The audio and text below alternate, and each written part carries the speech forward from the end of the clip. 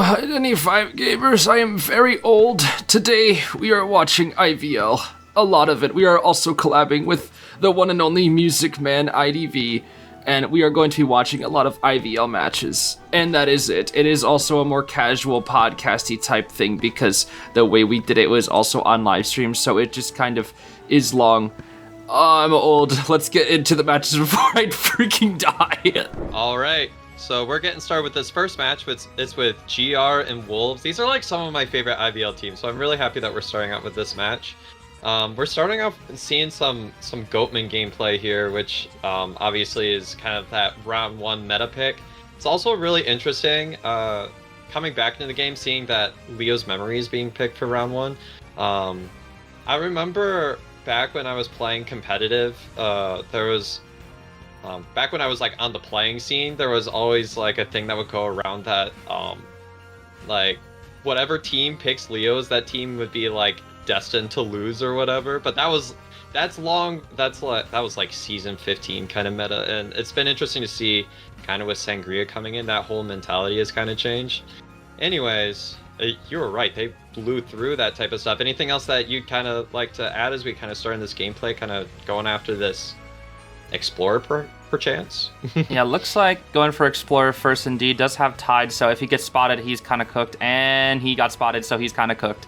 Yeah, it's interesting. It's interesting that you mentioned that Leo's memory was not really like a good round 1, because Leo's memory is very common nowadays because it's a little more balanced. Because if you choose Ever Sleeping or Chinatown, you're prioritizing your Hunter, which means that you know your Hunter is probably going to get a 4K, especially with like Goatman being so broken nowadays. But Leo's memory is to kind of give the survivors a chance, I'm guessing.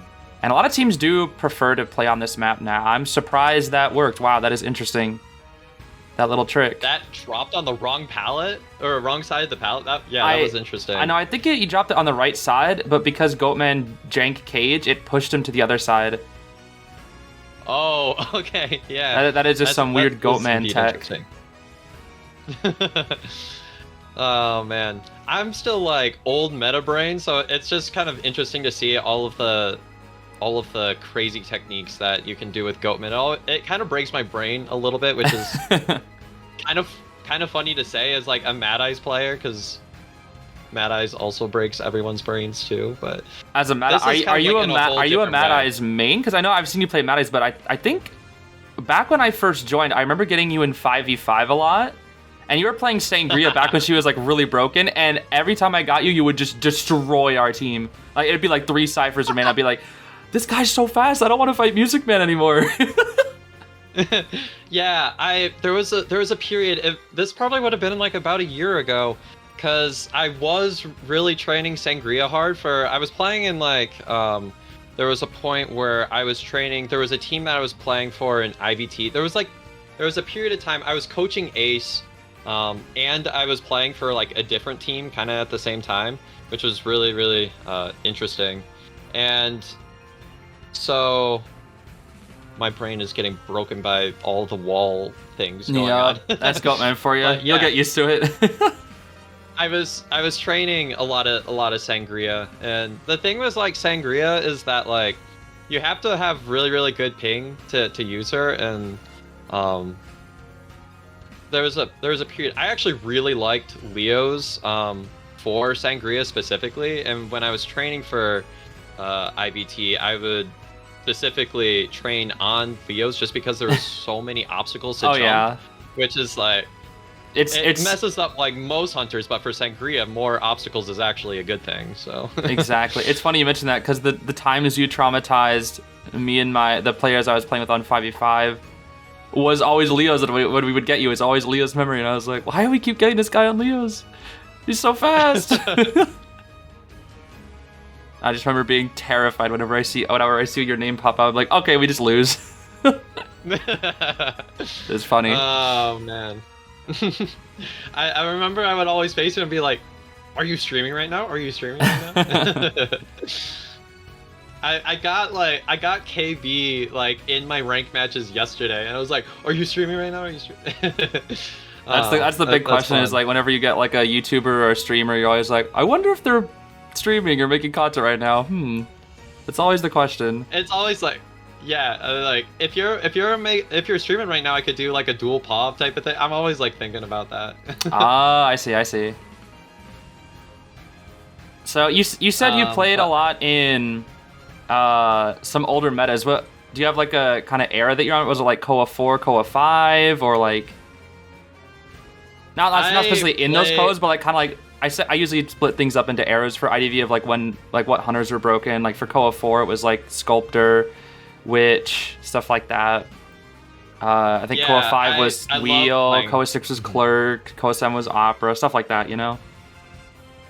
I think it was like as we were kind of getting out of, I first like started playing, kind of getting competitive ideas about the time when we were in kind of that Dream Witch Bloody Queen kind of meta, like back in, I think. Was that KOA 3 or 4? KOA 3, 4-ish?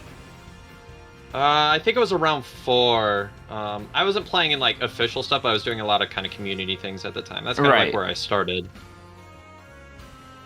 I see. Yeah. But then I got really into it about the time when we had kind of the Sculptor meta going on. And I still play Sculptor a lot. She's kind of my mix-up character that I go for a lot of the time. I gotcha. But still your Mad Eyes at the end of the day, I'm guessing. I would say I love Mad Eyes, and I've kind of framed my channel around Mad Eyes a lot of the time. But I would say I'm really just kind of down for any kind of multitasking hunter. So like Dream Witch, Ivy, Mad Eyes, those are kind of the characters that I like your heavy map pressure ones. I can see that. I'm always like really impatient, so I'm like I want to be doing something all the time, and like those are the characters that are like you don't get downtime. Right, I totally understand. Yeah. For me personally, I like chase hunters, but I don't like having to wait, so I always throw games a lot of the time. Yeah, and I remember that was kind of something that I ran into. Wow, we skipped the transitions here, didn't we? Oh yeah, they I'm telling you, on the CCC channel, they break it down, they edit it so fast, so we're already into the next match. That's so nice, so I don't have to, like, on the official channel, I'm always fishing through the comment section for the timestamp dude. Uh-huh. Oh, man. But on this, yeah, they just break it down, which is, and now we're already into the next match. See that? It's so fast. It's so nice. Only on this channel, though. They're the only ones that edit it down. If you look at official stuff, you gotta, like, skim through it all. Yeah, thanks for the recommendation. That's actually really convenient. That's awesome. Yeah, I mean, I say recommendation. This is the only channel that you can watch IVL on now. Well, not only, but like one of the main ones that you can, because the official IVL channel no longer streams it anymore, which is kind of sad. They stopped like 6 months ago, which has been unfortunate. I heard something about how their license ran out, but I don't know how accurate that is. Okay. Yeah. I would not know. I wouldn't know either. I just heard a rumor. Oh, he messed up his cage. That's tough. That happens to me all the time when I'm playing Goatman. Like, I'll have it, like, right in kind of the boundary of, like, okay, maybe I get this, maybe I don't. Whenever I try to play Goatman, that is. Yeah. It's always so hard to manage, but... Oh, what a flywheel. Oh my gosh, that was beautiful. Wow. What a blink predict. That was so good. And he almost has to scale back up, too. I like how the survivor, whenever given the opportunity, just goes straight for breaking the cage. I feel like that's something that when I play Goatman matches, a lot of the survivors are like really slow with that, but they're just kind of like right away going for breaking the cage, because that puts instant pressure on the Goatman to either go through it or let the survivor run. And if the survivor actually gets the cage break, then they're gonna have to wait until they have enough of the little bar energy at the bottom in order to actually place down another cage and put more pressure on. Exactly, yeah. I mean, that's the biggest thing, is like if you can break the cage in time, there's no more kill potential, and like removing that kill potential is like what Goatman doesn't want at all. So you'll see a lot of that happening when it comes to like the high tier survivors. It doesn't really happen a lot at like, you know, maybe in like NAEU, because NAEU is just obviously not as good as these pros, but it's like any second that they have a chance to break a cage and not have any kill pressure put onto them, they're gonna try it, like at any time. I'm surprised that scale missed, actually. I like that a lot. It's also interesting to see kind of the survivors that we're picking right away for round one. I'm seeing like the Gamekeeper pick right away, which I know he's gotten some buffs and stuff, and Oh, Gamekeeper's so good right now. He's so good. Yeah. That was kind of something that I was kind of coming back from a break, and I was kind of looking at that, and it was really interesting. He's been getting buffed and buffed and buffed. They've buffed him like so many times the past year, and now he's considered he's like a round 1 rescuer, even more so than Mercenary, like in tournaments. I think Merc is still better for like rank, maybe potentially. Gamekeeper obviously is very good. I think it's typically seen as Officer and Grave are like the 2 best rescuers right now though in tournaments. Interesting. Mercenary has kind of, ooh, I wouldn't say fallen off, nice but he's no longer the guy, like your go-to. Yeah, because I remember it was like he was the rescuer. Mm-hmm. I really like the support that the survivors are doing here, and also being that kind of an underrated aspect of what's going on here is that Lizard actually gets the Lizard? Oh, you mean Professor? I was like, what? Sorry, I say Lizard when I mean Professor because they're like. No, I get it. I was just like, why are we talking about you for Reptilian? What's going on here? No, you're good. But he also slows down like the hunter swings as well. Exactly. Yeah. This is why you see him played a lot. Yep. I think what's really important in Professor versus Goatman as well is that with every single swing a Goatman does, because you'll see a Goatman's whiff swings a lot of the time, so often, and every single whiff swing that you miss is more distance for the Professor inside the cage because of how much he slows that down. I think it's like what 1.7 or what? I think it's 0.17. I think something like that. Seconds. Something like that. So he's so good versus Goatman. He's one of the best Goatman counters. So you see him a lot. Round 1. This is actually probably your most This is 3 out of the 4 of your most classic Goatman counters: Grave, Mage, Professor. So. I would say the ultimate Goatman counter comp is Professor, Magician, Puppeteer, Grave. Like, that is like your perfect round 1 comp.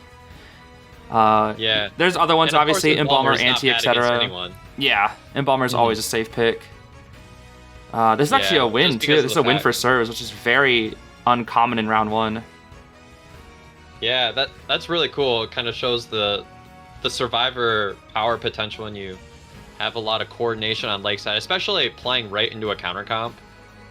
It's so difficult.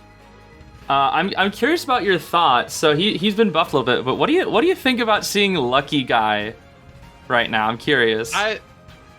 Okay, so I'm curious about Lucky Guy now because when I was like doing coaching and stuff, Lucky Guy was pretty much used specifically as kind of like a glass cannon type of pick. Like, it's an all or nothing character to be played against.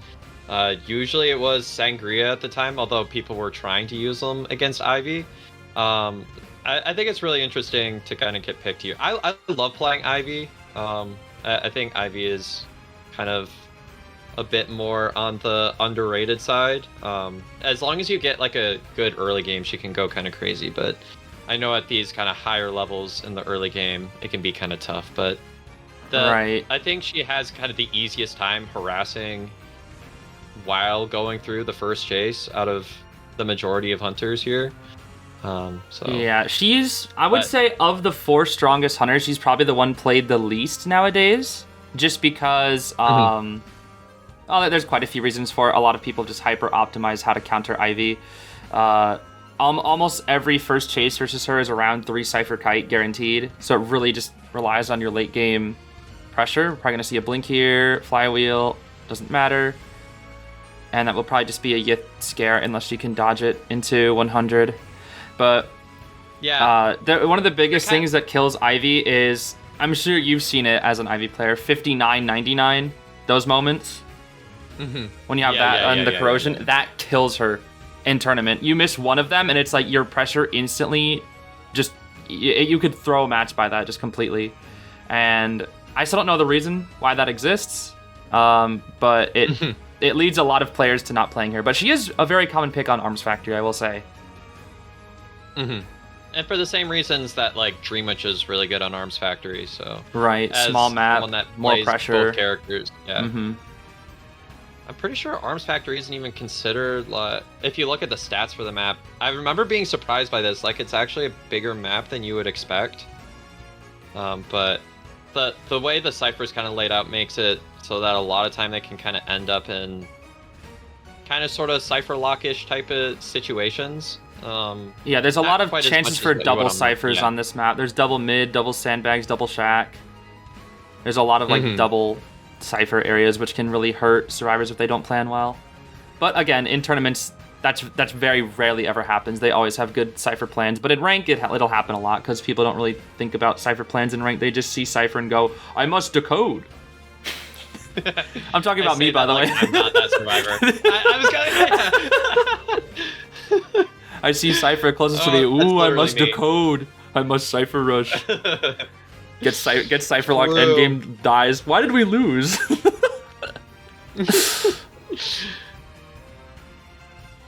You mean we didn't decode any of the ciphers on this side of Ridge on Moonlit? Going back to that lucky guy pick, though, I just think it's really funny because after his buffs, he's considered to be meta right now. There was a CN tier list that came out, I want to say around a month ago, where they actually considered Lucky Guy to be tier 0 or S tier, one of the only 4 characters to be tier 0, alongside Seer, Meteorologist, and Archer, just because, like, he forces you to chase him. If you don't chase him, he gets a bot and becomes a mini mechanic. And if you do chase him, I remember that. he just has Pocket Watcher gun or like any item to adapt to the hunter. So Yeah, I was playing. Yeah, he's very flexible. I'll say that at least. So funny you should mention he's just gonna get a bot and decode. I was doing this one match and I had this match yesterday. It was on Moonlit. I was playing Ivy, and I was going against a Lucky Guy, and I was like, that's so cool. I have mechanic spot and I have Lucky Guy spot. There are 6 decoding yeah, 6v1, yep, 6v1. I was like, that's so cool. Yeah. It's like, well, what am you trying to pressure like all these ciphers? It's like my Yith can't move that fast. Like, come on now. 6. I just think it's so funny. Yeah. I think it's funny whenever there's like 2 bots on the you have Lucky Guy mechanic. It's just like, okay, now who do I chase? No, and if they don't have like the accessories, then it's like you don't even know whose bot is whose. Because obviously, if given the choice, you want the mech bot. Mm-hmm. But Yeah, it can be very, extra very durability annoying. and all of those things. Also, it looks like Lucky Guy also got a pair of elbow pads here. Wow, that reaction time on not vaulting before the blink there. Oh yeah, It's Blink really cool. Blink TS is like one of the most things that hunters try to go for at high level because it's so hard to get a second down in time, especially with something like an IV. But yeah, this is typical in tournament where you see like the last 3 ciphers are being worked on. Each survivor is basically assigned a cipher, and then Ivy just slows down the pace of the game, withers out all their items to try to make endgame easier. And then for some reason the survivors still draw anyway because of their survivors, and they always find a way. Yeah, this is about the point of the game where, as an Ivy player, a lot of times what I'll do is I'll get my ghost prepared at a gate and just kind of wait for them to pop. Especially when all of the survivors are on cooldowns for their ghost kind of leeches. Right. I think And so I won't in be tournaments surprised, yeah, especially, main it's pretty body's so similar where they just bleed out as many items as possible. Because like the intervals where a survivor can work on a cipher here is very small. It's like 10 seconds. So they just kind of like do 10 seconds here, 10 seconds there while their items slowly bleed out. And it's just the more efficient the IV is, the less time they have to decode, the more items they'll have to burn, which means it's the higher chance of getting a 3-kill endgame. Or potentially more if they get lucky. And there's the 59. So again, this is a perfect example. That Lucky Guy should be dead, but he's not. And that's why Ivy's not commonly played as often. Still gets And the it down looks like though, they did but get there's the pop. 100, but it doesn't matter. Yeah. Yeah. That 59 hurts her so much because she probably would have got a chair there if not. And this is where having a ghost at the gate can be really, really helpful. Mm-hmm. You do that. This is Ivy endgame almost feel. Ivy plays a lot of the way like I remember watching a lot during like Clerk meta where the goal would be like, okay, I want to get at least 1 survivor killed before the endgame, and then I'm just going to do my shenanigans with the gates, make it so you can't actually open a gate, and then just Exactly. fish for a blink down at some point. I think what's so funny about Ivy endgame is that if you try to use your full presence, you give up that map pressure because your ghost won't be at the gate anymore. So what we see a lot of things happen, this is why I consider Ivy matches to be very, very boring in my opinion, at least in tournaments, is because the survivors never do anything during detention, and they just like wait out detention. So basically for 2 minutes, you just see nothing happening, and that's it.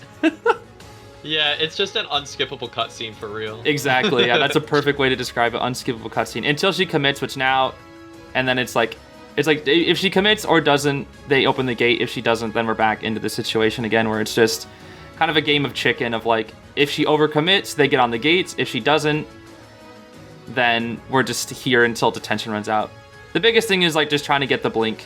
Blink is always so necessary for endgame. I'm sure you'd say as well, if like you're in a situation like this, you need blink as an Ivy to try to get a win in her endgame. Mm-hmm. True. I remember like when Ivy was first getting played, people were trying out so many different things with Ivy, and I remember a big one that I was a fan of just because I found it to be really interesting was people were going for this they were doing trump card like abnormal Ivy, which I thought was really cool. Oh my gosh, she got the detention hit last second. Wait, that's actually really important. Yeah, Choi could actually win this. Open. Choi could actually win this now. Yeah, because the grave is on the other side of the map, and if she can kill the Aeroplanist in time, I mean, there's still a good chance of draw, but she actually does have a good chance of winning too. I believe, is this the gate that has the 49% on it? No, that gate has 3. The one that has 49 is factory gate, and now she can full pres the Aeroplanist soon. Actually, she just has to pray that she actually doesn't get the 99 here. Ah, it happens. Yeah, there it is. Yeah, see, he should be dead, but 99, he's still alive. I mean, it's still a 3. Yeah, it's still gonna be a 3K, which is good, but they at least get 1. So she doesn't get the 4K, but that's still, annoying, I assume, for a lot of Ivy players, just having to deal with the 99, 59 corrosion all the time. Mm-hmm. Yeah, that's why a lot of the times the way I try to kind of prevent that is a lot of times it's about waiting for the stone when the survivor is either gonna have to like go through a corner or go over a window, because those things are gonna take like a little bit more time, and I feel like a lot of the time that kind of creates those odds that you're actually gonna be able to get that in time. Yeah, it actually goes to the 60 or 100. But. Yeah, I think that's a lot of tourney players try to avoid too, is because they know that Ivies want to go for that. And because they all have 10 MS, so they're never going to be like slow enough to do it if they get like the perfect route for it. Mm-hmm. So I don't know. You just see, it's like the tournament players, they all know like what they want, which is why I just find it so intriguing to watch. Is because like every player knows every person's tricks, and it's just who can outsmart the other person. Also, left up Hullabaloo is very uncommon, I will say. We usually don't see insolence confined Hullabaloo. That's very, very rare. No detention is pretty common on this guy, but confined space is not. It's very rare, I will say. This is like the 3rd confined Hulla I've ever seen. And I've seen a lot of Hullabaloo matches. But it's Arms Factory, so it kind of makes sense. Yeah. It's arms, but also pew like... pew! Pew pew! Yeah. I think it makes sense given the situation that this hunter's in, that they're down in the GR's. He's looking for a 3K minimum here. Yeah, he has to go for the win here, so that's what makes it kind of make sense here. Right. If he doesn't 3K, they will lose the set. So. Yeah. Because Wolves already has a round win. We're gonna see that little rotate ability potentially here, just so that they can do that. Otherwise, they can just kind of like. I get. Caw-caw! Kiki! Ooh. Beautiful bird. Fantastic. That's a pretty decent kite, pretty standard kite. He's almost at full pres, which is when things get dangerous. But yeah, I mean, I'm not sure how much you saw of Koa 8 back when Hullabaloo was like mega broken, but now he's just considered to be pretty good. Like top 4 in the hunter in the game, but no longer unstoppable like he was in Koa 8. A lot of times kind of safe for a round 2 situation such as this type of thing. Yeah. Yeah, it's usually considered Goatman's like just the #1 now, whereas in the past it was considered unknown who was better, but most teams leaned into Hullabaloo, but then he got like really, really nerfed hard, whereas Goatman only got like kind of a slap on the wrist more than anything. Yeah. But that's going to be an after rescue, cutting off the mercenary really hard here. Yeah, I think that's really good. I like that they're kind of patrolling kind of far out here. That does allow the survivor to get kind of a backdoor rescue. However, ooh, it looks like Mech might be hiding in the back.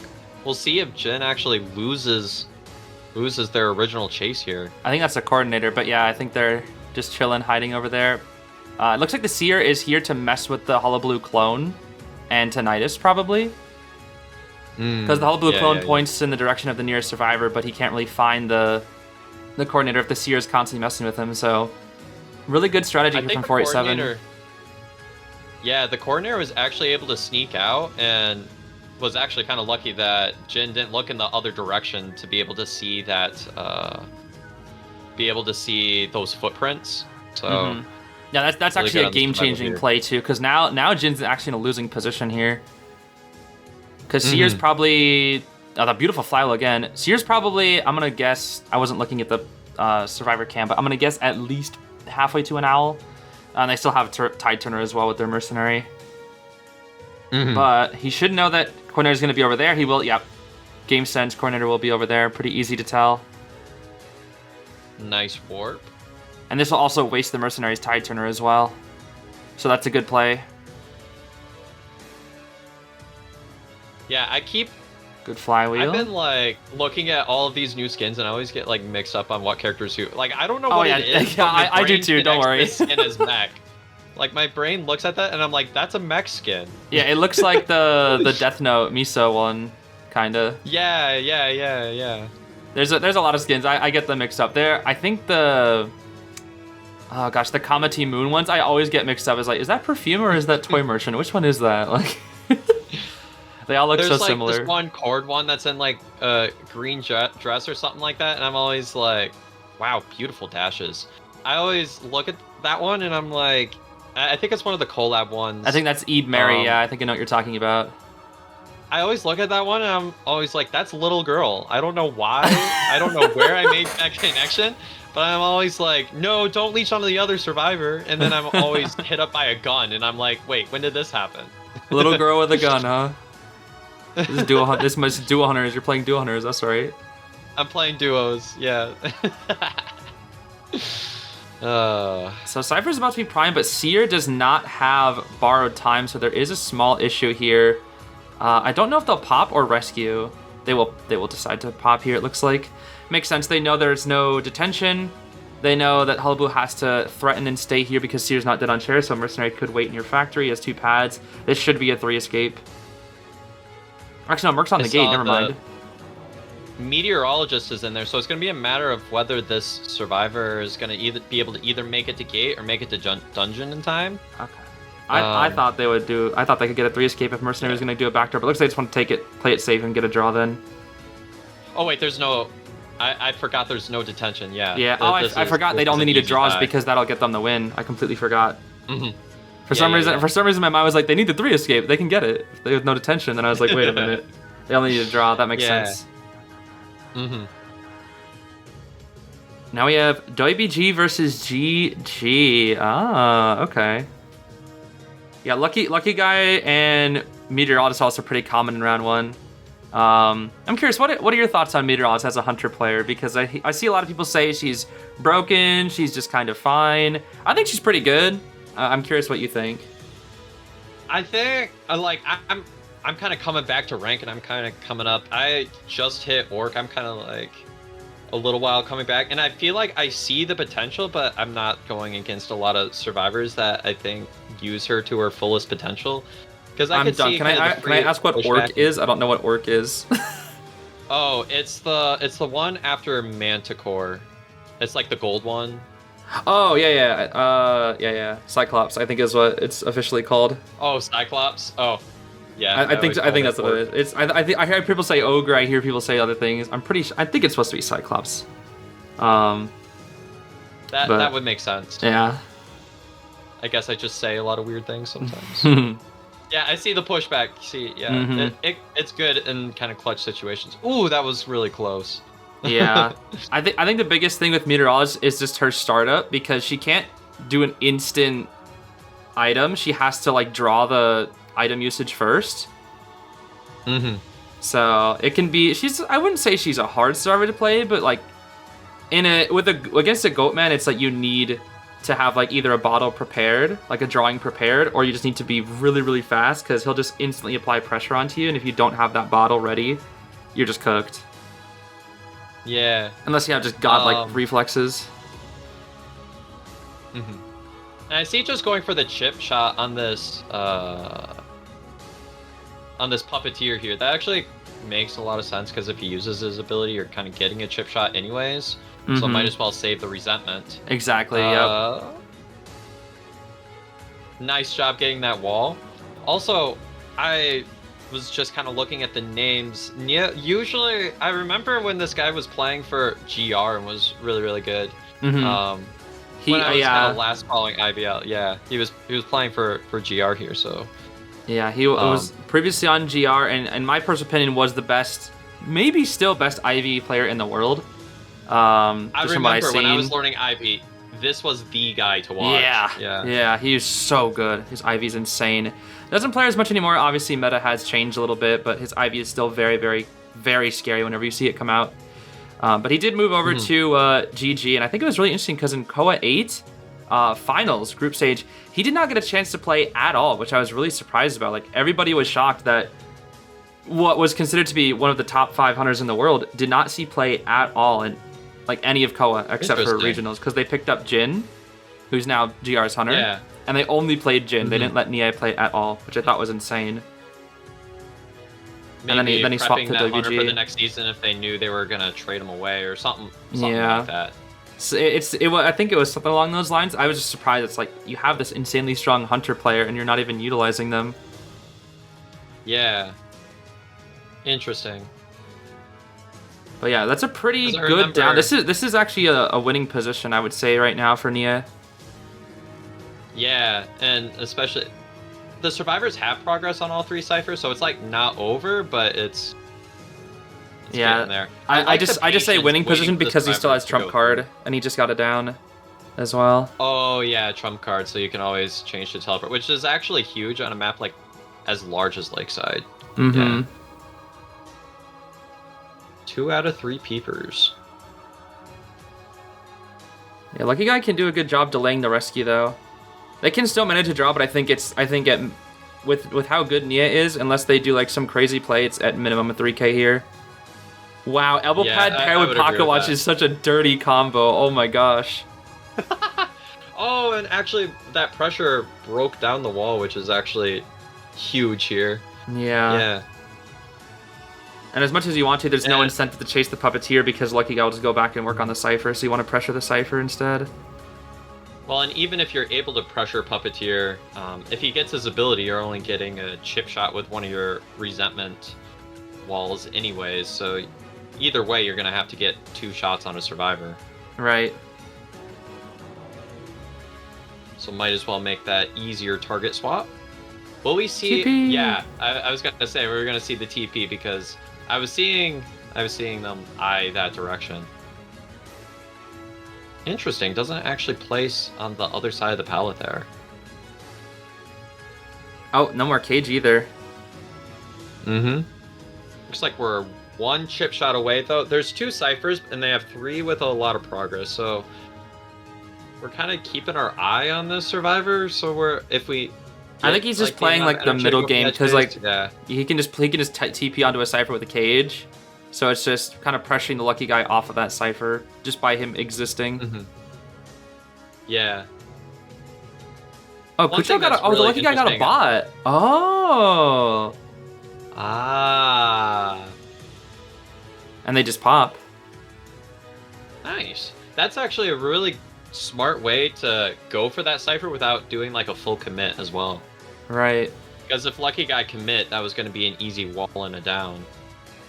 He's going straight for... I don't think they can get that rescue though. Okay, yeah, Grave. Yeah, Grave cannot make that. It's going to be a 1. He knows the lucky Interesting guy's here. Yeah. I know a lot of Goatmans like to do the thing where they do the little backdash at the same time that they do like their walls, and they're able to do a lot in a pattern. It's like pretty decently faster, especially when you're doing kind of a chase to the gate right there. Yeah. It's weird. You don't really see that too often being used by top players. They'll do like a little different strategy instead, where they set up some form of like double cage, and then they'll do a one back step that will just take them through it. It's right here. You'll see it. That. I don't know why they do that specifically. Smooth. I think that's just a little faster. They like pre-set up the second cage, do the first one with the back step, and then they get it. It's weird. I think it's just supposed to be a little bit faster. I think I've found sometimes as well where when I try to go for that backdash type of thing, then I'll like run into an obstacle behind me as well. Yeah, that'll happen. That's actually going to be the 4K though. Good work from Nia. Yeah. Very All right. scary Goatman. Oh, this is also another guy on GG. Who was the person that XC or not XC? Shauma? No, XC was XAWM? Yeah. I'm actually surprised Shauma. they have usually been playing Shauma in round 1, so I guess they're giving their other hunter a chance to shine here. With Sangria in round 1, trying to get a 4K is a little risky. I mean, it's definitely possible, but probably gonna be bringing Abnormal here. A lot of Sangrias go for Abnormal when they need 4K, but you never know. It'll be Blink. Never mind. I take it back. But needing a 4K with Sangria on Lakeside is it's obviously possible because it's Sangria, but it's not going to be easy. You're gonna have to work for it. Yeah, and especially messed up a dash already too. That's not good. The thing that a lot of like Goatmans and even Hullabaloo to a certain extent kind of have to their advantage is that they haven't been in quite as long as some of these. That was a beautiful Sangria. perfume. I feel like Sangria has been studied. Oh yeah, very very thoroughly. I mean, she's what, 2 years old now at this point, whereas Goatman and Hulla are not even. I think Goatman's almost a year old, but Hullabaloo's, I still think like what, not like 10 months old or something. Something like that. That was a good perfume back. Yeah, this is a really good kite right now from Prince. We'll probably be able to force the blink here most likely. We might try to see a perfume trick here to stall. We will see the perfume. So we do have to wait a little bit here because her shadow is not on. Oh, I'm surprised she didn't go for it. We'll see the blink. And there's the down. Ooh, okay. There it is. Okay. That's actually a pretty respectable speed for a first down. And we do have that trump card detention build. So everything here is pretty standard. The thing with Sangria is kind of, especially on a large map like Lakeside, it's going to be really hard to kind of play out this middle game. Right. I think something that I also like to mention is if you look at their builds, notice how they don't have any knee-jerk reflex, which is usually the build you want for Sangria. That's why I think, even though it's sometimes hard, Sangria can be a good mix-up in round 1 instead of Goatman, because for Goatman you want flywheel, and for Sangria you want knee-jerk and flywheel, versus Sangria is not seen as good, so that's why the kite might not be as long if you have a flywheel versus her. So it can be like a good play to make. However, the survivors also have 3 tide turners, which is, again, going to make it really, really hard to get a 4K unless she gets a Terror Shock or something, I feel like, at this point. Yeah, I would agree with that. And it looks like we're going to be seeing this survivor down to the second chair. And I know Persica is like such a good survivor, so there's... We'll see if off of a rescue they get any kind of a rebound here as well. And let's see, we're going to be teleporting back. And this is Magician with Tide as well, which is kind of nuts. Oh yeah, Mage has gotten a really nice buff in the past few months, so he's also been seeing a lot of play recently. He's way better than he used to be. Even without any kind of a buff, is pretty good to use in a lot of the current meta that's kind of around. When did she get did they do double items trick? Oh my gosh, they did. I didn't even realize. The Magician pulled he opened this chest and brought the pocket watch to Persica. That's crazy. Oh, wait, that's actually really good coordination between the survivors. See, that's the coordination that makes survivor gameplay like so fun to watch. Exactly. Like I played both factions, and I obviously love to see like good domination from like both sides. But I still, maybe it's just, I don't know if it's just a bias, but I always find, unless it's like completely dominant and it's just kind of depressing, that I always find for Survivor wins to be a little more interesting than Hunter wins. Just because of like how hard they sometimes have to work for it, or like when there's harassment, it can be really, really exciting. Whereas like a Hunter can just cut off somebody from a chair or stuff a rescue, and like that's how they win. It's like, that can be really exciting, but not nearly as exciting as like a crazy forward football clutch stun at half health or something. I don't know. Obviously, the ones where it's like the Hunter is just getting bullied, those are really depressing to watch, but I feel like it depends on the context, I think, mostly at the end of the day. Those also make really, really good content to show if you're doing any kind of team coaching type of stuff, if you want kind of reference for what survivors should be kind of going for and why survivors go for the plays that they do. Right. I always find that really good. Like, ones where survivors win are really good for survivors, but also really good for hunters to be able to identify what mistakes may have led to that as well. Exactly, yeah. That's why like tournaments are just such good references that I always recommend people. Whenever people ask me questions, I'm like, don't look at me, don't look at my gameplay, watch the pros. They know what they're doing. Like, you'll pick up a couple tips from me, but you watch tournament gameplay, you'll pick up like 1,000. Beautiful Lewis's, I will say, from this puppeteer, and he's gonna have another puppet able to use for endgame, which is good. So he should be able to eat one detention hit here if he can get it off. There it is. Actually use like the little invincibility thing as well to be able to stall for a little more time. That beautiful Undaunted, and that's gonna be the drawed game, which is unfortunately not good enough. Gets it again. That's insane. not going to be good enough for Team GG here. So WG with a huge 5-point lead here in round 1. Does go for the TP, but yeah, not going to be able to get it. A couple Magician Wands just chilling as well. Yo, look, they got a 4 escape. Look, 4 people out the gate. Huh, that's crazy. Somehow the Magician was able to leave 3 different times. And round 2. Interesting. Here it is. GG Jom. All right, yeah. He's back now. I remember, yeah. Shaman XC also had like a really, really good Ann. These were like kind of the players that played Ann a lot. I remember also Dong Shui has a really good Ann that he likes to pull out from time to time. I just think back during the Opera Ivy meta, it was always round 1 Opera, round 2 Ivy, round 3 Ann. That was it. That's all you would see for months on end.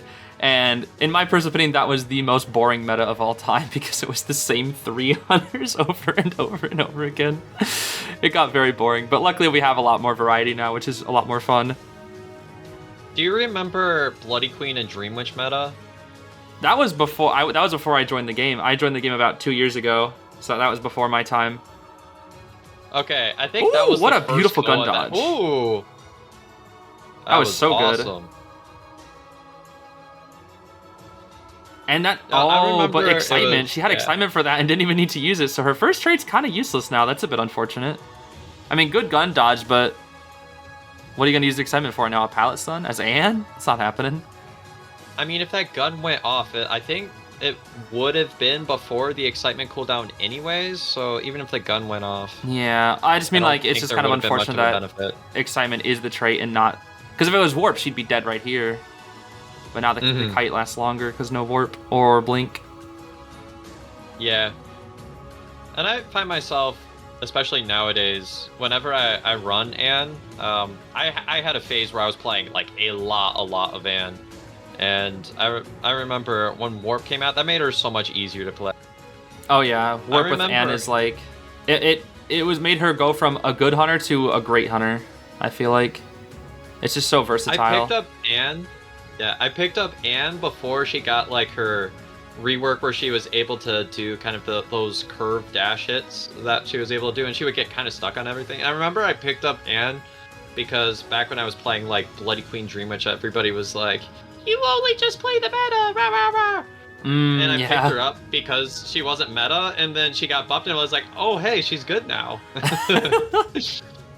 Yeah, it's funny because you ask most people now, and they're like, "Who's the easiest hunter to win with in the game?" It'll just be Anne, because it's Anne. It's easily Anne, yeah, or at least easiest hunter to draw. Like I say Mad Eyes.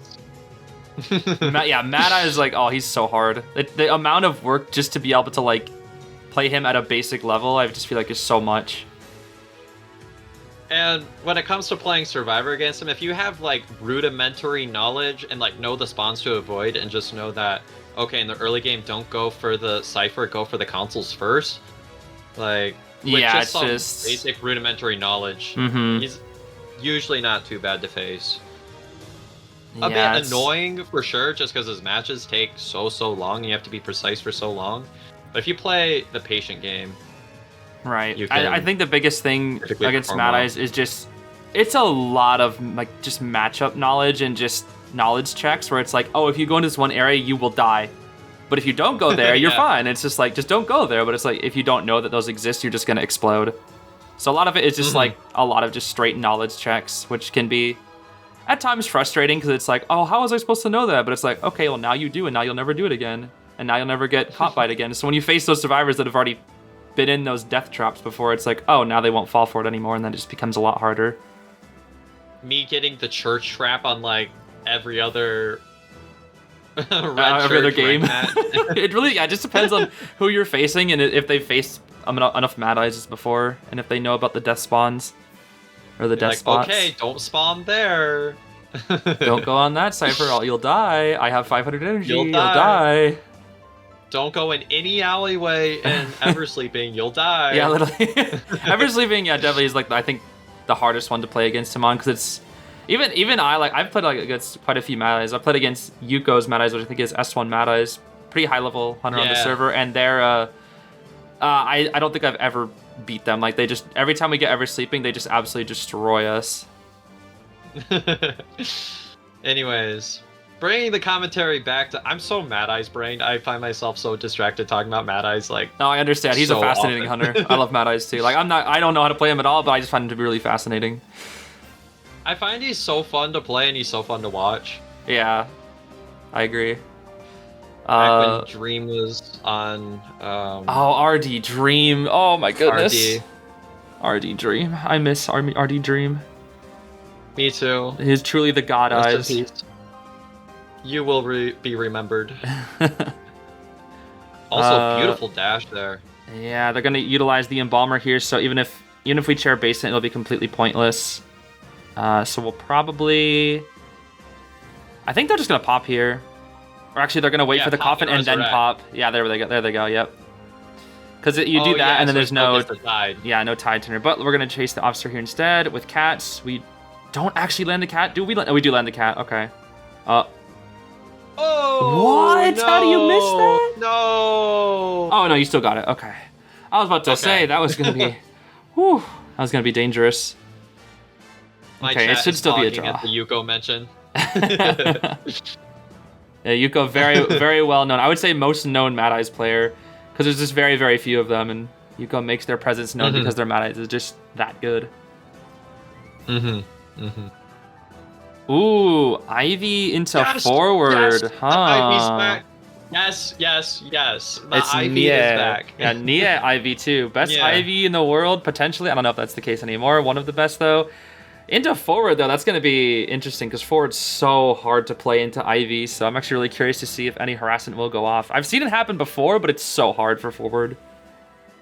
Yeah, but with forward, because all you have to do is, like, usually position your main body in a point where you can just get a main body stun, and then you're fine. But like, yeah, and then even what tourney players will do is they'll do like a double. They'll have the Yith and the main, and they'll just do 2 scares at different timings, and it's so hard to dodge as a forward. It's like you have to just either be really lucky, or just go for like the most insane big brain play of all time. But chasing Lucky Guy down here first, as you should. Already used, I think, an elbow pad to get distance from her, so no more item for him. But that's fine. I was like, chat could see my expression. I was like hogging my brain out at because use the ghost scare to cancel out the elbow pad, which was nuts. Oh, I see. Yeah, There was gonna be a you'll lot of distance see there, but- so many crazy plays like that from Nia all the time. It's just, he's so good with Ivy, I swear. And one thing that I really like, that a lot of people that like. lot of Ooh, people that was a don't- good play, Ooh. actually. I know. I was wondering why the lucky guy was like running that. up to the wall because the forward synergy. I like that. It's smart. A lot of mistakes that, well, one of the big mistakes that a lot of people that like kind of sort of play Ivy, but like not really, they kind of make is that they'll do too hard of a commit with like both the ghost and the main body and won't go for a lot of ghost harassment. But if you look at what Nia kind of goes for here a lot of time is that they actually go for. Wow, the forward a just lot burned of like ghost all his harassment during the ball. days. Oh yeah. Sorry, I was looking at the forward just using like 50% of his ball to avoid the Ivy so he wouldn't get blinked. I think they're just trying to delay the blink as long as possible, but they're using up a lot of resources to do so here. Yeah, and this is what you kind of find with Ivy is sometimes the early game can be kind of slow, but again, with an Ivy match, it's like it's never over until it's over because you still always have to deal with Ivy endgame.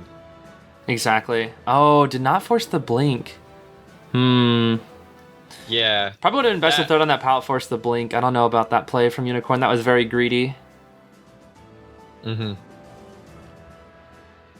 Looks like Aeroplanist will probably come in here for the first rescue. Yep, he's on his way.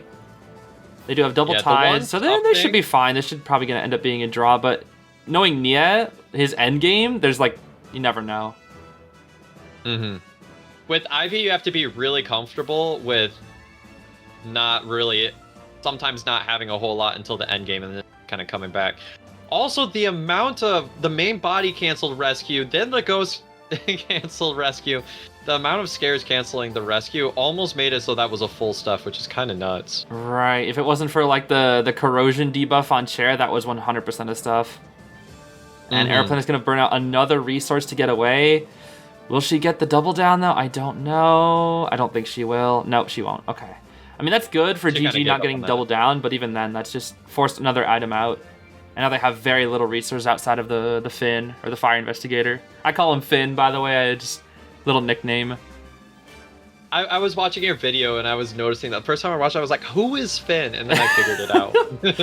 Yeah, it's I think before you called him that first, and I was like, why did they call him that? And I was like, oh, Fire Investigator, F-I-N. You take the F from Fire, I-N from Investigator, you get Finn. Oh, And boom, that's it. I didn't make the. I just knew that you were calling him that. I never made the connection as to why. Yeah, no, it's so funny because I'll get comments like, who is Finn? And it's just like, oh, it's Florian, you know, Fire Mr. Florian. It's like, isn't his name Florian? I'm like, no, it is Finn. And now It's Finn. it's crazy because so many people call him Finn now. It's just kind of spread to being like a funny community nickname. Where I'll just then like, we I'll see other call- people refer to him as Finn, and it's just like, haha, that's funny. Like Schmitty calling the owl Soren or calling the bot bots George. George. I The think bots George, yeah, I think the bot George is like the biggest one that people like. Almost everybody universally calls him George. From what I've heard, love it so much. it's so funny. to me. Yeah, I love it too. Oh, It's so goofy. We love George. We see Fire Investigator actually burns the flywheel, expecting the full teleport, trying to avoid the max presence type of thing. I'm not sure if he'll try to use the ball trick. I don't know if you've seen the ball trick before, where Fire Investigator will hide himself inside his own ball so that Ivy can't possess him. It's really jank. I don't know why it's still in the game, but he can do that to prevent an Ivy leech and a Dream Witch leech too. Dream Witch will not be able to leech him if he does that trick, which is kind of funny. Yeah, where you're like inside the ball and the game is like, there's no survivor in front of you. Like, they're on the mini map. What do you mean? That voice you just did, I don't know why, it reminded me of the teacher from Jimmy Neutron. I don't know why. I don't even remember her name, but I'm depressed I don't remember her name. It's fine, though. We're going to hide behind the ball. Oh, wow. Interesting. Just use the ball to body block it instead of just hiding inside it. Interesting. They see my ghost. How do they do that? That's just like the top player diff, is just they just know where you're coming from, even with the ghost. just It's know. crazy. I love kiting the ghost. And yeah, only Fire Investigator can do that, which is why I've always said I think Fire Investigator is still Ivy's biggest counter to this day because of all like the annoying tricks that he can do. Ooh. Ooh, yeah, look at that. That was beautiful. Good avoid. And that was a full pres Fire wasted Investigator too. is good. I would say that there are a lot of other characters that are also really, really solid counters. Magician's Yeah. also really, really good. Oh yeah, That's Magician one for of the more annoying sure. ones for me. I think I'm thinking in terms more of map pressure than chase, because I think it's like Finn is probably not as bad as a chase. Still pretty tough, but not as bad.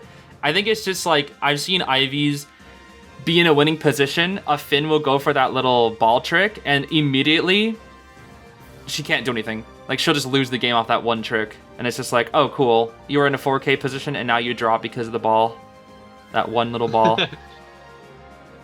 There's also been a lot of positions where First Officer's ability just kind of gives them a free gate, which in Ivy endgame Yeah. is like huge. Yeah, Officer Mage, I think, were like the two classic biggest counters Mm-hmm. as well. Using just the so blink just to strong. get the down. I think this might be early enough. The main She can, thing yeah, is she can that- definitely win. She can 100% win this. Yeah, I mean they'll get the last Cypher Prime because that Ghost is like recently on cooldown, so there's not going to be any more pressure on that Cypher. But well, I just said it could be a win, but that's if she farms the forward. She needs to farm the forward here because she doesn't have blink, so she needs to farm this forward. There's also, yeah, this is fine if it gets stalled because it gives that Ghost cooldown a chance to go away. Forward also doesn't have borrowed time, so if it's a farm, there's no getting that survivor yeah. back. See that now it's gonna be hard. She really needed that farm. Now it's gonna be a lot harder because no Yeah. blink. You're gonna have to commit to full presence to kill somebody, which means if you do that, you won't have pressure at the gate. So that's really tough for her now. It's probably gonna be a draw If unless there's- Nia can do something crazy. I was gonna say if there's a 100 to do it. Oh my gosh, the forward is juggling two balls. You see that? Football, the one with like 10% and one with 50. That's interesting. He's got two footballs. That's awesome. Oh, she commits over here. Chasing the aeroplanist now. Oh, look, that pallet that they good didn't drop reaction earlier is time. now saving them. Interesting. They were planning all along. They were playing for the end game. The super all late about the end game, game. yeah. Now here's the issue. The Yith is on this side of the map, Ghost and is I don't dead. think it'll make it. It should be a draw. That's the The issue. only thing would have been is Oh if no, she they, doesn't make it. Look, Finn's inside the ball. If you look at the bottom left, he's inside the ball. So that's it.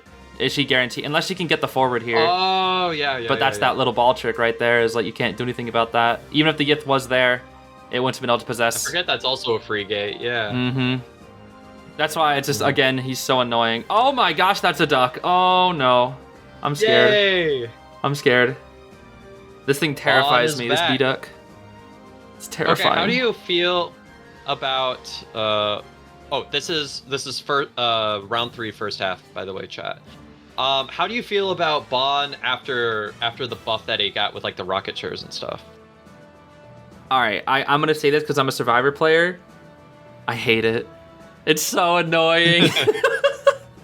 He's a lot better now, I will say. Like in terms of just like looking at meta alone, if I look at it just through my meta unbiased perspective, it helps him out so much. Like he's so much stronger now, a lot more consistent. But I hate facing him. because it was always a thing where like against Bon, all you'd have to do is just not rescue, and then it's like a free draw. You play Embalmer, you play forward. And Don't go for the now rescue, it's like and if you draw. don't rescue, the pace of the game has sped up by 28 seconds, and now he has 28 extra seconds to work with. Wow, just shooting the duck in the face immediately. There's a part of me that's a little satisfied by seeing that. Not the duck. they doubled up the coaster. What did he do to me? No. Oh, he's. We'd be here for 10 minutes if I told you what this duck has done to me before. Let's just say I've been traumatized. Let's just leave it at that. You know what? I have the same type of passion against Priestess. Priestess is my character. Hey, that's fair. all That's that fair. are- She's so annoying. I feel that. Longtime followers of the channel know that I am a priestess hate apologist. Oh yeah. Even if she's not as good anymore, oh my gosh, the amount of trauma that she... Oh wow, you just ran right into that bomb, huh? Interesting. Yo. That's a pretty quick down for a Bonbon, actually. And that's basement? Oh, GG. Like, unless Mercenary can do something crazy, like... Unintended. Yeah, GG's. Actually, that's not gonna be... looks like he wants to pressure the Cypher instead. I can see why he'd chair here, not basement, actually. Yeah, that makes sense. Already taps one bomb. He sees the Merc coming in. He's gonna try to cut him off. I think maybe he was worried about not being able to make it without like a struggle perchance, because it was a little ways out. I find it interesting that he didn't even like think the Acrobat would try to backdoor. He just immediately knew that he's just running away. Ooh, this is getting pretty close. He's gonna have to come in like right now. Oh, it's gonna be after half. Yep. It's gonna be after half. He's too scared. Merc's gonna stay here. This feels like the same type of energy as what would happen when survivors would just kind of tinnitus hug. It's kind of like the same thing happening. Like, you know that Bond can't leave as long as you're here. We might see some kind of a vault out that window and try to sneak away at the end, though.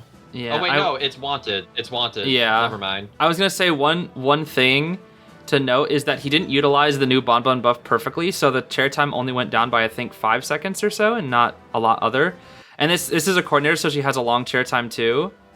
And he will barely make the rescue, actually. Wow, I'm surprised he didn't spam a few more bombs before doing that. That's interesting. Wait, that actually was the difference. Yeah. Interesting. If he put one more bomb, I don't know if the Mercenary would have made that on time. Or I don't know if it was snooze. This coordinator might have max snooze, because it felt like she was on that chair forever. Because he didn't utilize the new buff. Ooh, I guess that's just kind of the thing is, like, if you're there early to pressure the rescue, he can't put as many bombs, because then he won't be able to pressure the actual rescue. And yeah, look at the ciphers now. This is just like a really hard draw position. That should be. I mean, looks like we might have an immediate chase off of this cipher. It'll be a thing. Does no acros here? No, it looks like we're committing to if he can snipe the Mercenary, maybe he could get something good here, but Merc still has a pad. Yeah, I don't see this being anything. Bombs into the void. Here we go. Oh, yeah. Dropping a bomb into the lake. He's going fishing. There's gonna be some dead fish in there.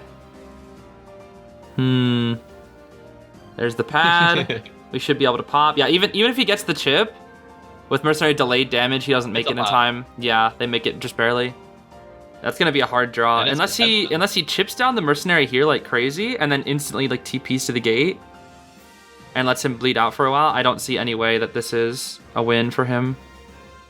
Interesting that he took that route without like red lighting or anything like that. I think that helped. He'll hit the Merc and he'll probably TP to the gate. Oh, he just warps. Okay, he definitely doesn't make it then. Yeah, it'll be a draw. Bonbon draw. Who could have seen that coming? The nice thing about warp is that he was gonna be able to. It's less committal than TP. Yeah, so. yeah. I mean, Mercenary probably wouldn't be able to heal in time, but you know, if there was like a cheeky dungeon around there somewhere, if he didn't see the dungeon by slide, maybe it could have been a big risk. And he just, why not press the button a few times there. We'd be loading up on bombs here. Yes, sir. Oh my gosh, Nightmare. Hey! Yeah. Hey. Oh, and they're playing Journalist to counter it too. Interesting. I wonder if they're expecting the Nightmare. It's not just Akka playing Nightmare. Oh, yeah. I was watching, because I was curious about this, like, going into competitive. I was looking at Nightmare, because I know that people have been playing. And it was all about, like, the new Persona thing that actually kind of made him good, because there was all of these things that influenced his speed buff type of things, made it so that his passive movement speed was really fast. And I've noticed that he was used a lot on this map specifically. Oh, yeah. I think the Nightmare, like, rise into meta needs to be like talked about. It's been being talked about by a lot of people, but currently IVL is playing without the new Persona buffs, and IGL when Akka won with Nightmare, 100% 4K rate. By the way, absolutely insane player.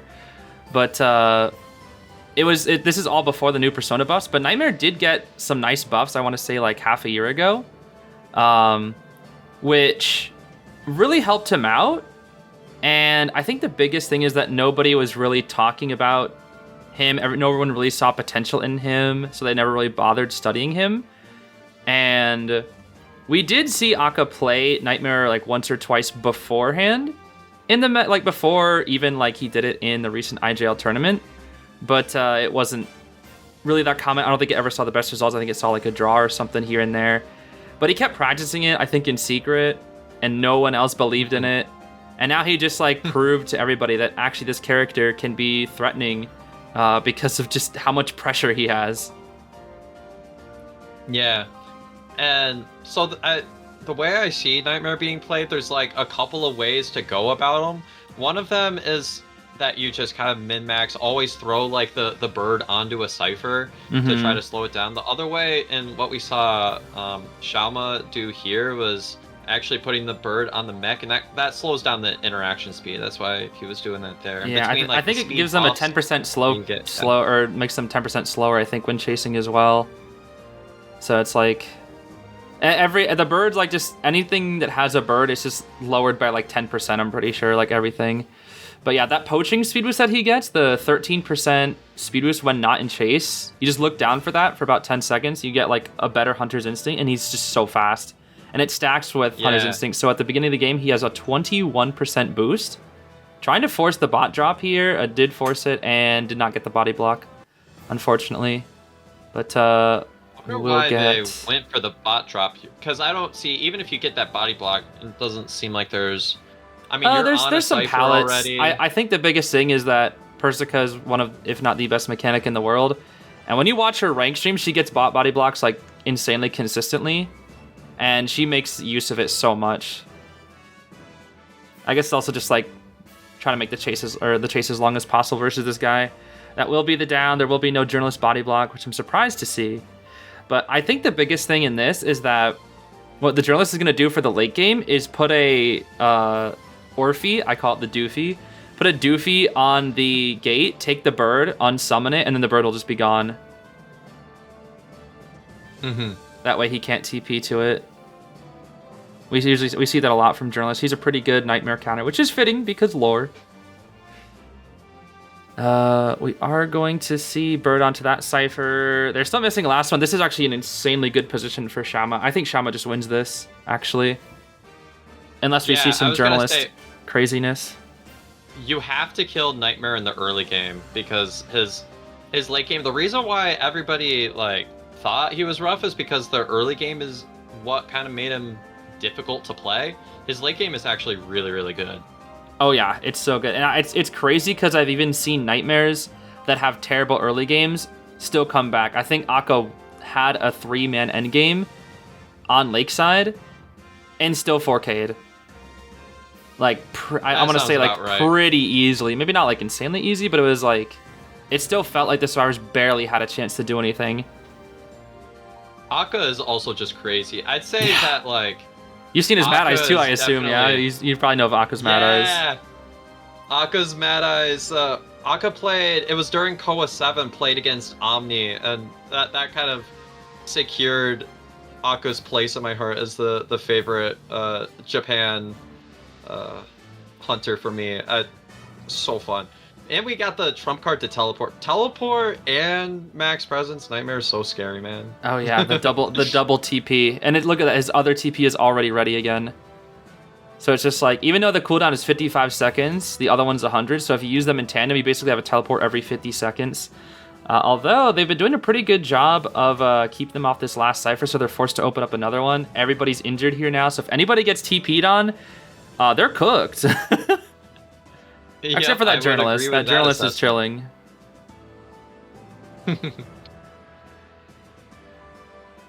I think he's going to push the Finn away, try to TP to the Mercenary, or at least pressure Mercenary. He's doing like such a good job of pressuring these ciphers.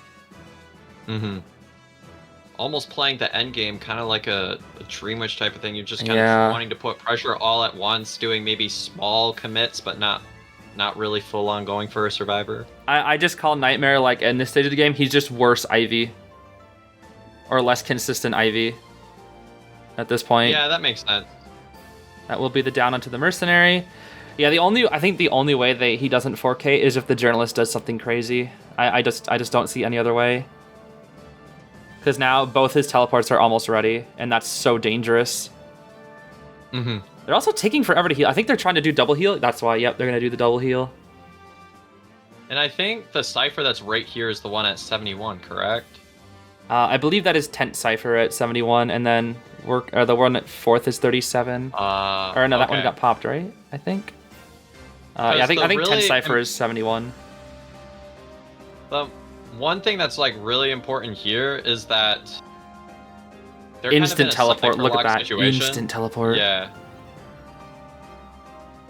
And now they're injured again. All that healing. And even if they work on the other Cypher, TP, he's got another one. He'll toss the bird. Just always here. It'll hit the mercenary. I mean, right now they know it's on cooldown. Not teleport, but like the bird teleport, yeah. Teleport. Yeah. But this is dangerous, because if he TPs, then the journalist will be able to go for the Tent Cypher, which is a little dangerous here now. He really wants to get this Finn down, which should happen right here. Oh, wow. Wow. This feels like he has some pallet breaking here. Yeah. Am I delusional? Is there like pallet breaking somewhere in this build? I think he does have a little like bit. He actually can break pallets way faster than that, but one of the other nightmare buffs that happened like 6 months ago is he breaks pallets faster, just base. Okay, gotcha. That makes sense. He will bird the chair, and then we'll just chase the mercenary, who should be dead right here. Yeah, that's a dead mercenary. He'll force a second hit here. Okay, I was gonna say, is he gonna go for a slug, or is he gonna full commit? Yeah, this is gonna be a full commit because you have to. Yeah, journalist will use her rescue Orphe. Hasn't used a single Orphe this entire game, actually, which I find to be quite interesting. Now has just used the rescue one, so. Yep. We're gonna bird right on the gate. She tried here. I think she caught the bird with the. No, she didn't. She didn't catch it, unfortunately. I thought she did. That would have been kind of awesome. Yeah. I think that's what she was trying to do with the Orphe, is catch the bird. There's the down. Yo! Wait, is this a 4K? Yep. This is what I mean. Like, in this position, unless she catches the bird with the Orphe, I think that's the only way. She has to catch the bird with the Orphe. That's the only way. But even then, 4-stop gate is 7%. It's not even at the right we're gonna percent. see a slug. Yep. Maybe slug. I think she caught the bird with the Orphe. All her Orphes are gone now. But it doesn't matter, because even then, that gate is only 7%. You can still teleport to Orphe, right? Or well, she unsummoned it. When you unsummon it, the bird goes away too. Oh. So okay, now, gotcha. but his bird's ready again, and that gate's not up, so it'll be a 4K. No That more makes a lot of Orphes, sense. and that is gonna be a 4K. Flywheel. Hey, yo. And now we just play the scariest mind game in the world, and because it's moonlit, he just slides by everything. That's why he's so good on this map, is all these little pallet areas. It's basically an auto win mind game for him, because he like instant curves in there, and I don't really fully know why. But we have overtime now. Interesting. Oh yeah, it would be overtime. Interesting. We're gonna see Anne in overtime here. And against this comp, I find that like Anne usually is gonna be able to chase Antiquarian here. They're also committing to an Explorer pick here. And then we've got I like when we get to kind of these late stage overtimes, because then you start to see kind of some of these relatively more non-meta-ish picks, like Explorer kind of being used. It's a lot of fun to watch. Yeah. Explorer I wouldn't consider to be not meta. He's actually pretty good in this meta right now, just because of recent buffs and whatnot, but he is a little more niche, that's for sure. But yeah, I agree with you that overtime does tend to bring out some more weird survivors and hunters at times as well, which is why I really like overtime. It looks like in this situation, just by the Anne pick, it looks like we might be recommitting to Officer here, just kind of as a side note. Will we see one of these curve dashes around? Oh, no, I think we were waiting for the last tuning there, and then we're gonna do it. There it is. And actually, that's an early hit here. So actually, committing to the first officer, none of the rest of the survivors are gonna have an easy time rescuing against an Anne. So this is actually, I think, a really it's like a risky play because you're chasing a first officer, but it actually paid off really well here. Yeah, I think it's not bad, but again, the risk is easier down, insanely long chair time. Gardner can still rescue with bubble, and he still has he still has a pocket watch for rebound. So unless you like blink him down, that's going to be another 30-second long chase. And it looks like they're going to double with the Explorer as well, just to make sure they can probably guarantee a rescue here. Interesting that Explorer's in the area as 50 page and no borrow time as well. Looks like we're going to be going for one of these types of things. She actually did hit the bubble. The Gardner will eat the cat. She'll smack the Gardner. And then Officer will probably use a very early watch once the cats go away. And it'll be interesting to see if we see the next watch. Yep, there it is. Popped here. Yeah, you want to do it right before the cats are ready, I agree. Mm-hmm. Exactly, that way you can mind game those cats. That was a good mind game doubling back. If Kukao actually stayed for the whole time there wasn't going to be able to... Ooh, she got him though. She got him with that hit. There. Hey, there it is. That's full presence too. First officer, even if you get the shake off, if you get the cats on and can see exactly where the cats are, and so for y'all that aren't aware, maybe Survivor mains, if you are first officer and you have cats on you, don't want to initiate a pocket watch, and a shake won't really do anything because she'll still be able to see the position of where her cats are, even if your actual image is not in the same spot. Exactly. They might be full on selling here unless the Antiquarian wants to do something. It looks like, yeah, they're going to probably sell here. Yeah, it's way too late against an Ann. Yep. This is probably a draw position because I still have Explorer page. 2 ciphers are basically done. They're about 400%, so I'd say this is probably going to be a draw. Unless she finds out the Explorer right here, then I think it's actually a win for her. Yeah, and with the choice of Ann, I think that was pretty much what they were going for anyways, especially on Leo's. The more pressure you can put on the opponent's hunter, like if you make it so the opponent has to win, that's like a lot of pressure that you kind of put on. Right, I agree. It's like round 4 is so scary for the players. Fun for us, for the spectators, but for the players, it's like very, very scary. It's down to the wire. Because if I recall correctly, there's also a time aspect to it, right? Once it gets to overtime. It's so funny because in KOA 8, there was a team that lost by a single second. I felt so bad for their team. I mean, it was 2 really good games back to back, but I was like, I could not imagine being the team that was 1 second behind. I'd feel so miserable. I'd be like, are you kidding me? 1 second? We lost by 1 second. the rejoice if you get that too. Oh yeah, it's like that. I think that was the closest game of IDV I think I've ever seen. Was the 1 second away from winning. I remember there was also a really good finals. I believe it was like the one where, what was the one where, like, I thought it was Zeta was in the finals or something. Maybe I'm tweaking. Zeta was in the finals of KOA 8, but I actually haven't seen the finals of other KOAs. There was one that like featured like an Excitement Ann in some final match type of thing. Excitement Ann? That's a rare one. I know that really narrows it down. I have these matches that just reside in my mind somewhere. That's gonna be abnormal. Where do they come from? I have no idea. So this is interesting. You just use abnormal. That cipher is gonna be 14% away from being ready. She hits the Gardner again.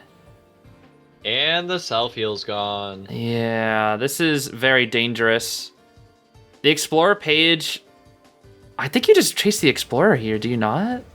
Because he's the risky one? Well, I guess if you chair him, they get the page. Then you just go for whoever rescues. Right. You have to kind of chase the page here. But again, maybe they don't know that there's like that much page. Because usually if there's an Explorer... just kind of as a hunter, you're kind of thinking, okay, maybe there's like 50%, but that's like a full... this is a really weird like position that she's in because you have the harasser and then you have the Explorer with the page. So there's 2 win cons, and it's just really awkward for the Anne. I still feel like she wins this in the end, but she has to play it well. I mean, I guess here maybe the decision is just to go for the slug.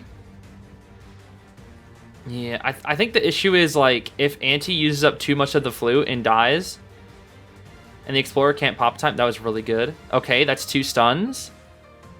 Explorer... Wait, he just gets it now. He gets it now because she can't swing. Can he? I don't know. Yeah, it's only 13. He needs 14 to pop. Abnormal again. Oh, dear. Oh, dear. She must know that the bubble? Okay, wait. If they can split, if the Explorer can split and go to a different cipher, they'll be fine, actually.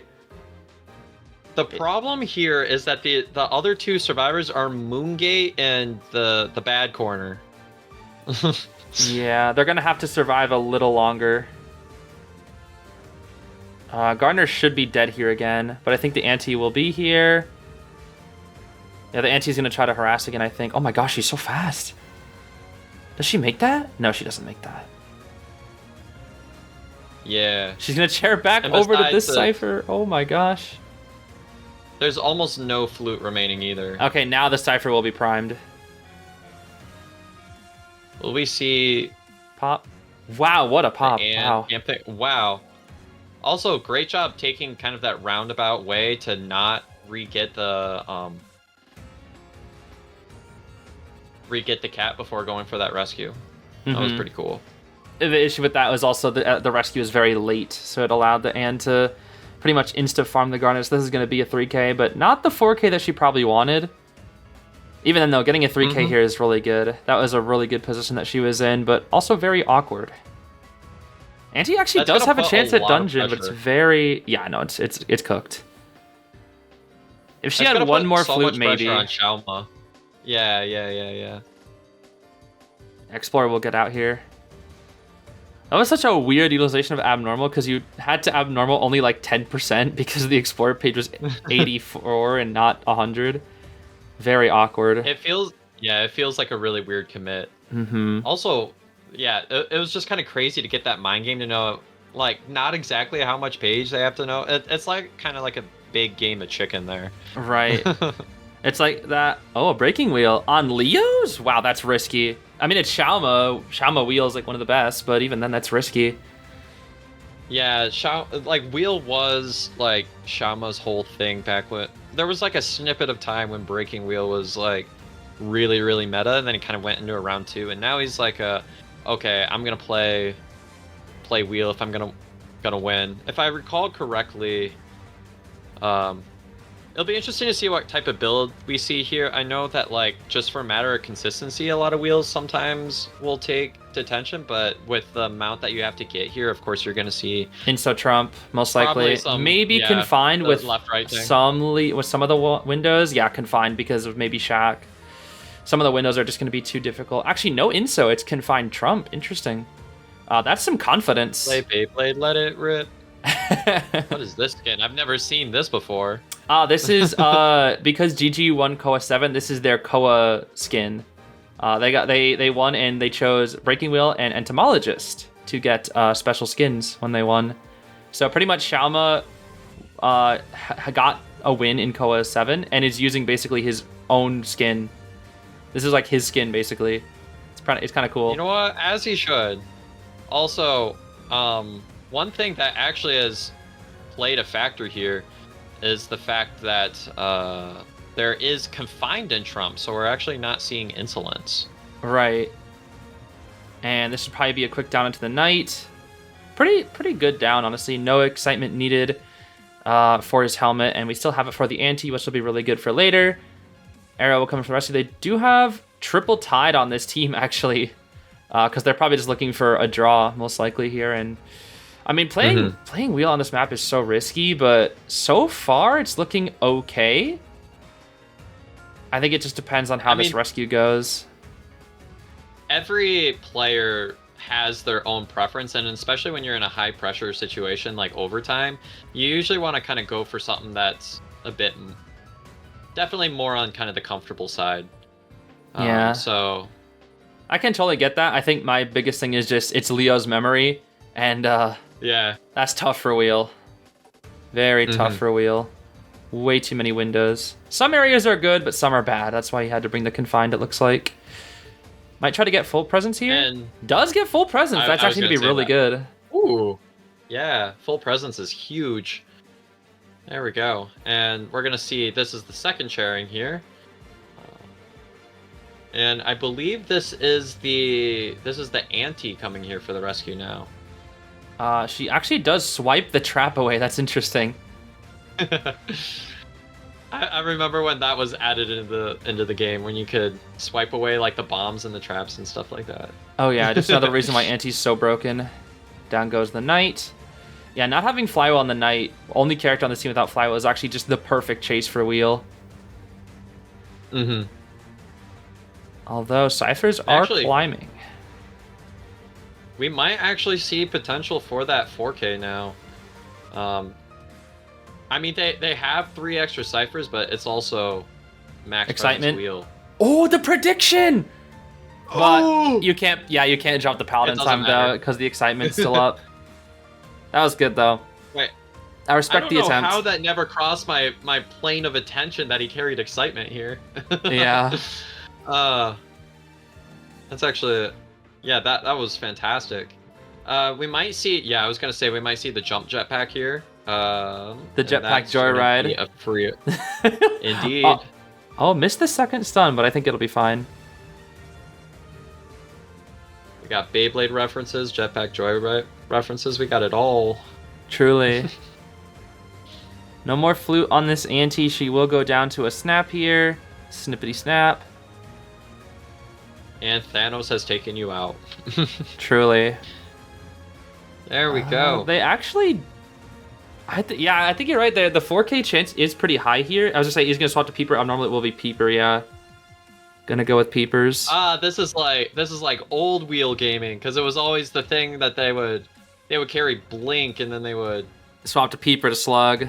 Gets the flywheel. Also, I know I'm Mad Eye's brained, but I'm mad that Meteorologist, that thing gets out of Mad Eye's traps. Oh yeah. You know, it's so funny, when she first came out, they advertised her flying over Mad Eye's walls. I was like, come on, man. Like he needs another counter. Yep. Poor guy. It's like, no. Poor Mad Eyes. Also, we're seeing a full commit off of... Oh, full presence was not ready there, actually. Just barely. I mean, but there were 3 spikes on him, so... Oh, yeah. I guess that's true. Yeah, I guess he didn't... And the hide. And the hide. Oh... Auntie has not been found. Yeah, that's good for her, because she's dead on chair. Persica will go down to the snap here. We'll probably chair. No, it's going to be Peepers. Oh, we're going super slugging strats. I see.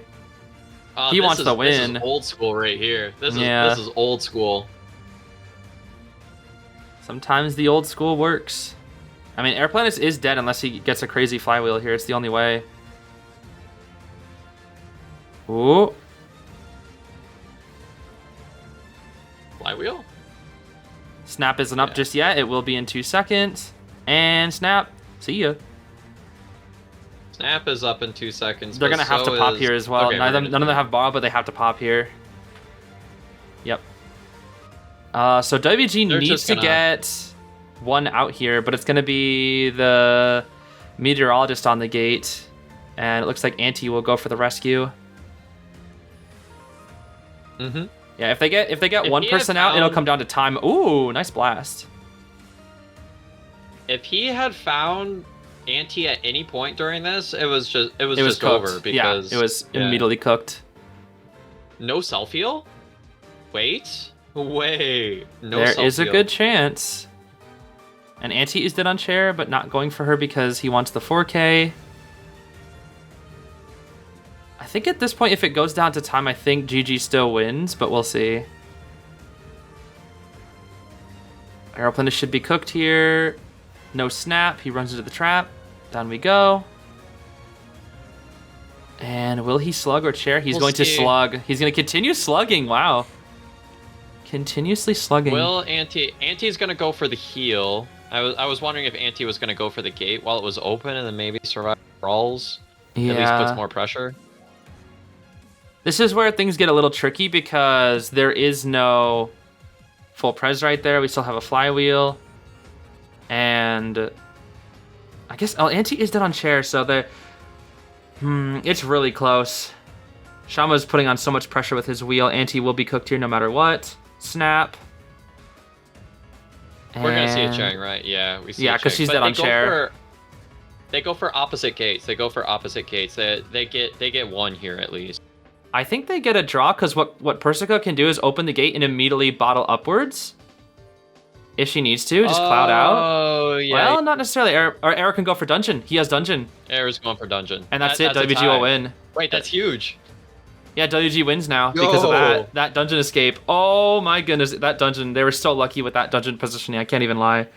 That was like the #1 dungeon spot they needed, and they got it. Wow. It was looking like there was 4K potential, especially kind of in that mid game with the way the timing was working out. Exactly, yeah. Ooh.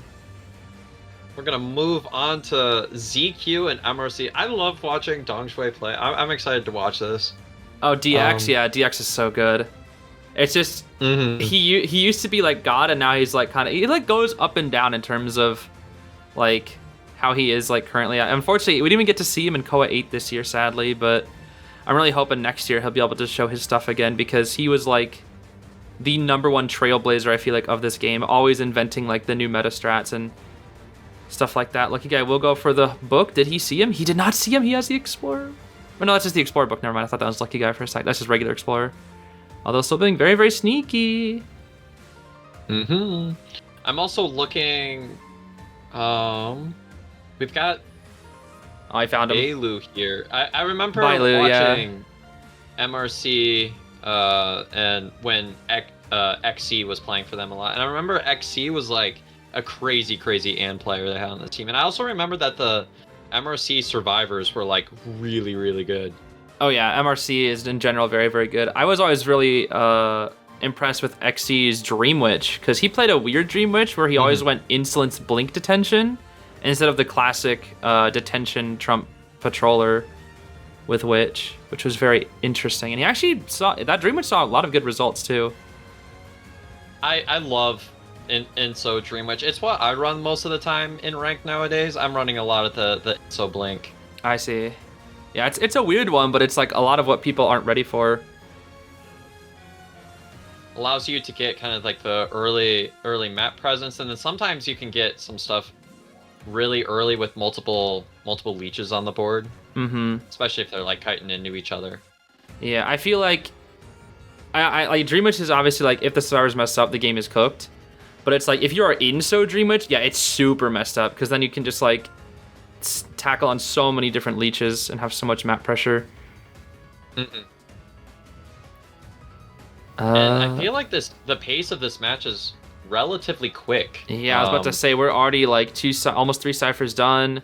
Second chair happening now. It's like very, very quick. But that's kind of just Goatman games for you. Like whenever Goatman games just are a standard, they just move at a really quick pace because he's just a very fast chase hunter with just constantly TPing on top of people. Oh, I didn't even think about the fact that Lizard gets a free chip shot. Oh yeah, with his free chip eating, he can eat a free basic. That's why again, Professor's so good against Goatman. Against Mad Eyes. Oh yeah, against Mad Eyes too. Yeah. I'm so annoyed by that so often. You work so hard to get your chip, and the Professor's like, nope. I've got a built-in chip. Nope. You don't deserve that. Because my character said no. Yeah. It's weird because Professor was always like this kind of weird niche type character, and now it's like, oh, he's actually just meta now. He counters some of the best hunters, counters some of the niche hunters too, like poor Mad Eyes. It's interesting to me how the Survivor meta is by and large usually shaped by what the Hunter meta is looking like. Yeah, typically there's very few universal survivors that are just good against everybody. So they just kind of counterpick what the meta is. And if you don't play the meta, you either have to be 1, very confident, like Aka's Nightmare, or 2, you just got to catch people off guard with something, I guess. I was gonna say that too. Akka's got a nasty, nasty hermit as well. He's got a nasty everything. That Akka is just insane at everything he plays, I swear. He loving the non-meta. Yeah. Which I respect a lot, so. Yeah, he's one of the very few people that can make it work, from what I've seen. Mm-hmm. Consistently Akka's well. really good. Peter's also really good. Mm-hmm. Although Peter's more of a diehard meta, I will say, but Peter is still very good, yeah. Mm-hmm. And that's gonna be basement with no borrowed time. This is gonna be a little risky. And there are people have to rescue the lucky guy. No tide, no borrow time. And Goatman's really good at camping basement, yeah? Yes, he's so good in basement. I find it funny that the officer, I think that's the officer. No, I don't know. They're both. Yeah, they're both here right now. Yeah, but one of them has a explorer book, which is interesting, because he picked up the explorer's book. I mean, he had no pocket watch. Yeah. Yeah, so might as well. Maybe you can hide. Oh wait, but if he carries this guy into basement, because they just rescued. Yeah, this is gonna be a 4 elimination actually, unless the lucky guy gets a gun here. He does get a gun. He's gonna wait for the cage and then he'll immediately shoot. Let's see if there's any play around these corners. Okay, there it is. Wow, that gun looked like it did nothing because of the cage. But they still have Professor Scale, so if they can do something here. He actually got that hit around the lucky guy. That was crazy. He's going for the body block strats. That's like the hitbox I get around the chair. Yeah. Scale pop. Gets the body block. Is it enough? Lucky guy will not. He's not gonna come. He's not gonna come. I don't know why I didn't conceptualize like Professor using his own skin. I was like, oh, he dropped his own skin so he could pick it up, and that's how he did that. No, that's not how he works. Yeah, if he could pick up his own scales, he'd be kind of broken, I think, because he'd have scale on top of scale. Like that'd be kind of OP. That'd make him really good. Right now, this is looking like. To look through the little holes in the map to see if he can snipe out where the survivor is. Yeah. Oh wait, we'd be hiding in basement.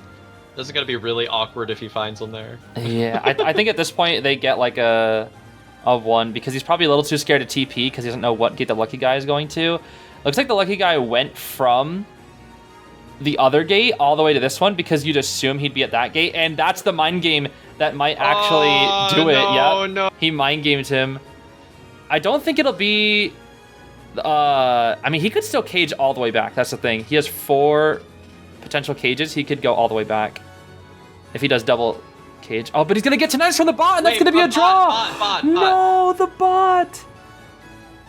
Oh, this is what happens to me in rank. The bot's gonna give him tinnitus. Here, obviously. Oh no, that's so unfortunate. That's a round 1 and?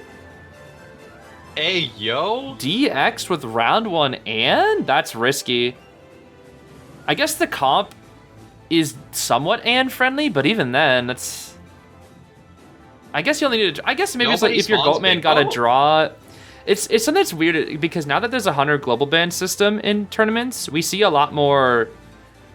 There's like a incentive to play weaker Hunters in round 1 if the other Hunter got like a mediocre result. Like for example, getting a draw in round 1 as a Hunter is not considered good. So now that you play a draw Hunter in round 1, and you can save your Goatman / Hulla for a next round where somebody else might not have them. So it's kind of like a whole mind game where it's like round 1 you play a weaker Hunter, at least try to get a draw, and if you can get a win with a positive matchup, you'll do better. So it's like that Hunter global ban system. Oh, you're gonna play Mad Eyes? I'll play my Patroller Bloody Queen round 1. Patroller BQ. I mean, hey, if you got the matchup. I made so many videos. Like when I started my channel, I made so many videos on Patroller BQ, and I was like, trust guys, it's good. It's funny you say it because it actually kind of that. is.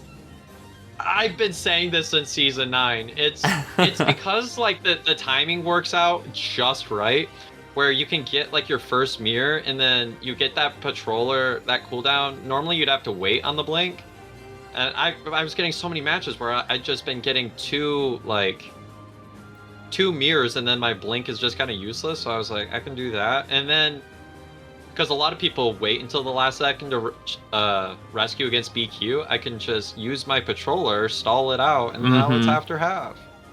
That, or what I've seen a lot of people do is they'll use a patroller, they'll see where the rescue's coming from. If they get like wanted or on the rescue, you just pop the patroller, and it's like you hit them with the mirror from so far away. Unless it's Merc, they're not making that rescue. It's just a complete stuff. True. But It's obviously, you need a good matchup in the early game to go well. Obviously, for that to work well, but can be a little awkward for BQ. This is gonna be a good chance of a double down. That's a massive cat. Yep, that's gonna be a double down. That's why Anne's pretty good in this matchup, actually. Got that officer double down. And that is gonna be an easy draw, I think, for this Anne. Potential win, too. Gonna red light a little bit. Set up the cross right here, so the cat here will be massive. I do respect Nanako's commitment to sticking in the shack area, because this is actually really hard to chase as an Anne in this area, especially when you don't have confined. Right, yeah. That or full presence. If you had full pres Anne, it'd be a lot easier. Doesn't get the seal, unfortunately, but the jump, the flywheel, yeah. Auntie's just so good in this. Jump. Yeah. She's so good in this area. She's so good in this area, I'm telling you. Now it comes down to a mind game. This is going to be a down, though. That's it. Yep. Bye-bye. Okay, that was a really, really, really long rebound. So that double down no longer matters because that rebound was just so long. They do have tied with Puppet. They could still get a draw. It probably will still be a draw. I was gonna say, but I don't think she has any chance of winning anymore. There's a potential for a 3-man endgame. Yeah, but I don't think the Anne can win anymore. Unless she stuffs the Puppet, I think. That's the only way. Which, it's a puppet. I mean, how are you going to stuff him? Rebound like that, I think we're seeing some survivors get in this area for some harassment here. If we see a series of body blocks... Which is, exactly what's going to happen here. We may have potential for a 4-man endgame here. They do still have to stall for maybe around... They're running towards Shack, so Magician will also be able to body block too. He can also body block with his wand, have a wand eat the cat. Yeah, and even this mind game with Magician being here, and it's like, oh, this is the last rescue, even though it's not. Or last cipher. That'll be it though. It was like, as a hunter, you're feeling, okay, that's it. Yeah, even if they did a double heal stall, I don't think it'd be enough. Because again, eventually she'd get her cats back before the cipher would be ready. And I noticed this this other survivor on the other side of the map stopped decoding, probably to stop that cipher from wiggling, waiting for the Anne to commit to these, just so that it's not going to be a teleport on the last cipher. Right. I mean, she might notice it now, but it's also just to give this cipher more time, because now she has to pick. It's like, if you use TP here, with 2 people here, they'll definitely be able to finish that cipher in time, and she won't have TP endgame, but now she does have TP endgame, so there still is a chance. And Puppet can't eat detention. Area. He cannot eat detention. Hit with this Lewis. Oh, unless she misses? Oh, well. What the? How is he? There it is. What? How is he getting these jukes? This is what happens in my rank matches. Yeah. She's forced to chair because Dungeon is here. And they make the gates, so that'll be a draw. I was playing with Duco once, and there was this Axe Boy I was going against in one of those matches, and I kited this guy, for like 20 seconds around a single tree, because... that does happen, yeah. Every time you'd swing, it was like, that's 100% the stuff that would happen to me. Oh, yeah. It also hurts, like, if you're a hunter with bad ping, you can just walk around a tree, and then that's just a free kite. Like... I've seen hunters that have like 150 ping, and you just kite them on a rock for like 3 hours, and it's like they can't do anything because they're just so slow. I'm just like, wow, you kited me and you're faster than me. Wow. Yep. It's like those are the kind of sometimes you'll see like people clipping is like, look at this funny kite that I did. It's like, okay, well that only worked because the hunter has 150 ms and you have 20. It's like so depressing to watch. I just feel so bad for the hunter that just has such bad ping. Kite my sangria with 10 ping. Now we'll see what's going on. Yeah, exactly. It's like, yo, you want to face my sangria with 100 ping or have it with 10 ping? Let's see now. Especially with sangria, she's so ping dependent. Yeah, 100 is like probably my normal right now. You have 100 ping? Ooh, that's tough. It's like it's playable though. I mean, I have days that are worse, but ooh, good gun. That was really good. Do you, I guess if you play Mad Eyes, it's like 100 ping isn't the worst, but if you play Sangria, that ping is disgusting. I think that's yeah. It's just it'll be so hard for you to win. My average is like 73 usually. And I went through a Sangria arc and I just couldn't. I had to give up because I just couldn't control her how I wanted to. My average is 73. That's such a specific number. It is. You'd think it's so weird. It's like always 73. Most of my awesome, matches. Though. Why is that? Just such a specific number? I would just so my ping will be like on certain days it'll be like 40 and then other days it'll be like way up in the stratosphere. So even I would say it's like worse if you have like ping that's like really good sometimes and then like it'll just like tank up because then like you can't, at least if you stay at like 120 you can like bank on it, but when you have low ping and then you crash out exactly when you need it. I think I have a clip on my Twitch where I was like playing Mad Eyes and then the moment I got a trap on 11 my game just went reconnecting to server. I was like, oh yeah. No, that always feels the worst. I let them down. If it's the worst feeling, what a flywheel! Actually, that was crazy. It's the worst feeling when you're in a winning position, then you get a ping spike. When you're losing, it's not so bad because it's like, I was gonna lose anyway. But when you're winning, it's like, come on, dude. It feels awful. Yeah, it really does. Especially when you're like a map pressure hunter too. True. Oh, the terror shock! No! A mercenary, Mr. Potato. What the heck is going on here?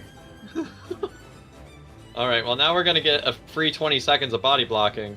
Yeah, I think the thing is the coiner just had a 3 cipher kite, and now, oh, she got the hit through the mercenary. No. Okay, this mercenary is If this was an NAEU match, this mercenary would be getting yelled at in post match. That's for sure.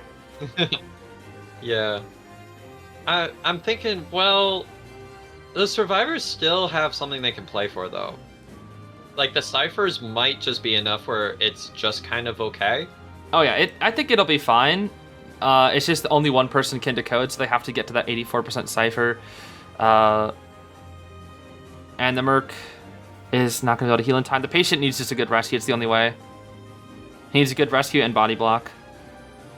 They call me the Merc.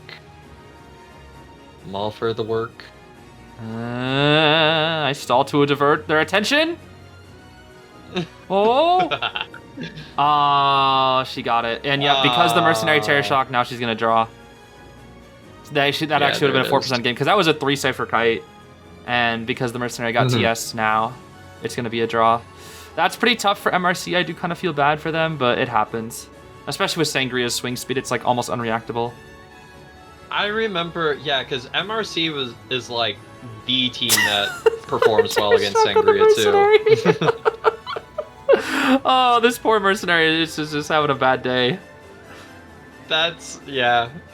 Oh, the red light. Ooh. Wait, we're going for the TP. That's risky because this cipher's almost ready. That's a very aggressive strat. I mean, maybe he's kind of thinking like, well, if I don't do anything, it's a tie anyways. Yeah, I can see it. I think he's trying to force the mercenary to self-heal here as well. Otherwise, he'll just be useless, so maybe it'll work, but he has to stall this cipher for his TP at least at minimum. It might just be a Wither gameplay here. Burn out the mercenary self-heal, burn out as many resources as possible. Yeah, that also is a valid way to play. Mm-hmm. Just withering them Because down. especially against Sangria, if you don't have items, you just go down so fast. Right. But they're playing really well, like in this weird mid position where like none of them are committing to the cipher, but they could. So Well, we're probably just going to be actually, if you seeing this until... Oh, I guess she can maybe commit to the patient. Well, Merc is pushing a new cipher, so... Right. Now she thinks it's that cipher, and so that Merc will never be pressured. Yeah. Well, that's the thing. She did force out one hook from the patient, though, so that's something that she's withered out. But yeah, they're just playing so well here. This is just like perfect communication from the survivors. If she can get out one more hook, she actually, I think, has a good chance. If she can get out the last hook, but I doubt it. Because there's double pallets here. She'll break one. And by the time she gets this hit, it'll be a pop. Hit, but... Yeah, they'll pop here. They'll pop here. Yep. My brain saw like red terror shock across my screen and got scared. I was like, no, but it's actually fine. Yeah, I'm thinking. My commentator instincts. Yeah, you see funny haha TS and it's like, oh, the game's over. Oh wait, it didn't matter. Okay, the fast box. Actually, it's GG's. Actually, it's not. Oh. Okay, the TP back. Mercenary. That'll be it. GG's. Mercenary can just walk out with elbow pads and delayed damage. That's gonna be the draw. Yeah. Hey, she tried it though. She There tried. we go. I mean, you went from a losing Definitely game played to very a draw. impressive. That's still good. That's still very good. Mm-hmm. Will it be enough though? We'll see. So now that's gonna actually Dong Shui is in a decent position with the tie because now you have Anne in your global ban and you have Sangria as Opera in well. your global ban. Mm-hmm. So that means they're going to be forced to ban Goatman Hulla most likely, so he'll be able to play Ivy in round 3. Whereas MRC will not have that. They won't have big 4 characters in their round 3. So they have the advantage in round 3 even if they get a draw. Thing is, that's what MRC's going to want to... They're going to want to win here no matter what. Because this is their last meta character that they have, is Hullabaloo. Yeah. So Hulla is going to be committing to... What is this? That is Higuchi the Bungo Stray coordinator. Dogs, the coordinator. Zooming, we got broken I windows. see that. It's that skin again. It looks like Mechanic to me. That, or it kind of looks I like get- that female dancer skin as well, with the yellow blonde hair and the black outfit. I had to do a double take. I swear, there's like so many similar skins. And we're seeing a left down build here. So this is like very feels very safe. Yeah. No, left down warp is like the more common Hullabaloo build now. After his nerfs is usually left down warp, especially on this map. Flywheel baited out was really good by Bailu. There's gonna be the hit. I think she's a little nervous that of barely excitement. hit. That's why she's not shooting, I'm guessing. Still has the gun I for a mean- rebound though. That's good. I was gonna say saving the gun's not a bad play. The only issue is you need good positioning because if you don't use it early, now he has jumps, and if you shoot him, he'll just jump to catch up like immediately. Or warp. Either one could work. Will we Popcorn see ball a has hit been from used. way out? Good flywheel. Hit. Weeping clown? Hey, buddy. What the heck? Greetings. Where'd you come from? And now we don't have the rotate, so now Cordy can do. Oh, they embalmed Never her. mind. They're gonna embalm her far away, force out the warp. If to see if he has the warp, that's what they're gonna do. They're gonna force this warp out here, and then she'll be able to shoot gun on last kite, which will be really good here. Yeah. I didn't even think to comment on that. Yeah, Embalmer's such a hard character to win against. Yeah, Such a hard character to win against. I would say that, but after warp, it's not as bad, is what a lot of people say. Is like he kind of suffers a lot to warp. It does still force the trait, but it's like warp is just so versatile, whereas TP, like if you brought TP against an Embalmer, your chase is going to suck, but you can still use warp and chase. Can't really use TP and chase.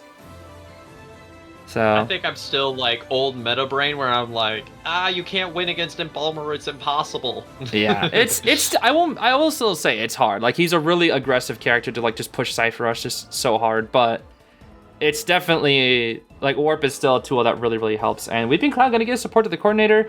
Ooh, almost snipes her out. Let's see, maybe he can go for another one here after the rocket. Big jump. She flywheels it though. She flywheels it, and we'll go to the corner. Ooh. And there's gonna be the down. Oh, okay. Almost. Ciphers are a little bit slow, actually, just a little bit. No, it's about fine. They're about 400% done. That's good. That was a big jump. Yeah. Look at that. That was incredible. This is just like Hullabaloo's playground on Moon River. I mean, it's just Hullabaloo on his own canon map in the lore. Weeping has no more rockets. So if there's any map for him to be good on, this is the map that it makes sense for him to be good on. Oh yeah, I mean Clown's good on this map too. It's like they got their canon maps with the lore. It's always fun seeing like lore-based battles too. Yeah, true. We're seeing this down here, right? I think this is the last cipher here, and obviously Bailu is gonna want to go aggressively for this win here. Try to pull ahead, but it seems like it might be kind of tough to pull for anything more than a draw. I don't know, because he has warp. That's my thing, is he has warp and detention. So if he can get Sands down here immediately, he can warp on top of somebody and get 2 kills. Good point. It's just he needs to find somebody. That's the thing. If he can find somebody, there's a good chance. Because detention plus warp is pretty scary with this character. And without any attack recovery, it's like you got nothing to worry about. The big thing is, does he know where they are? That's the thing. Yeah, he has. Tinnitus gonna pop here. There it is. Yep, there's Tinnitus, and that should be the 3K. Can't 4K, but he at least gets the 3K. I immediately stand corrected. And that means MRC will actually be in the lead now. They'll get that round win. 3 points into 2. So now ZQ needs to make a comeback, or MRC needs to win round 3 to get the win here. Oh, there's the XC Dream Witch we were talking about. Yes! Yes! Wait, can we see Dong's Right Dream Witch right after this?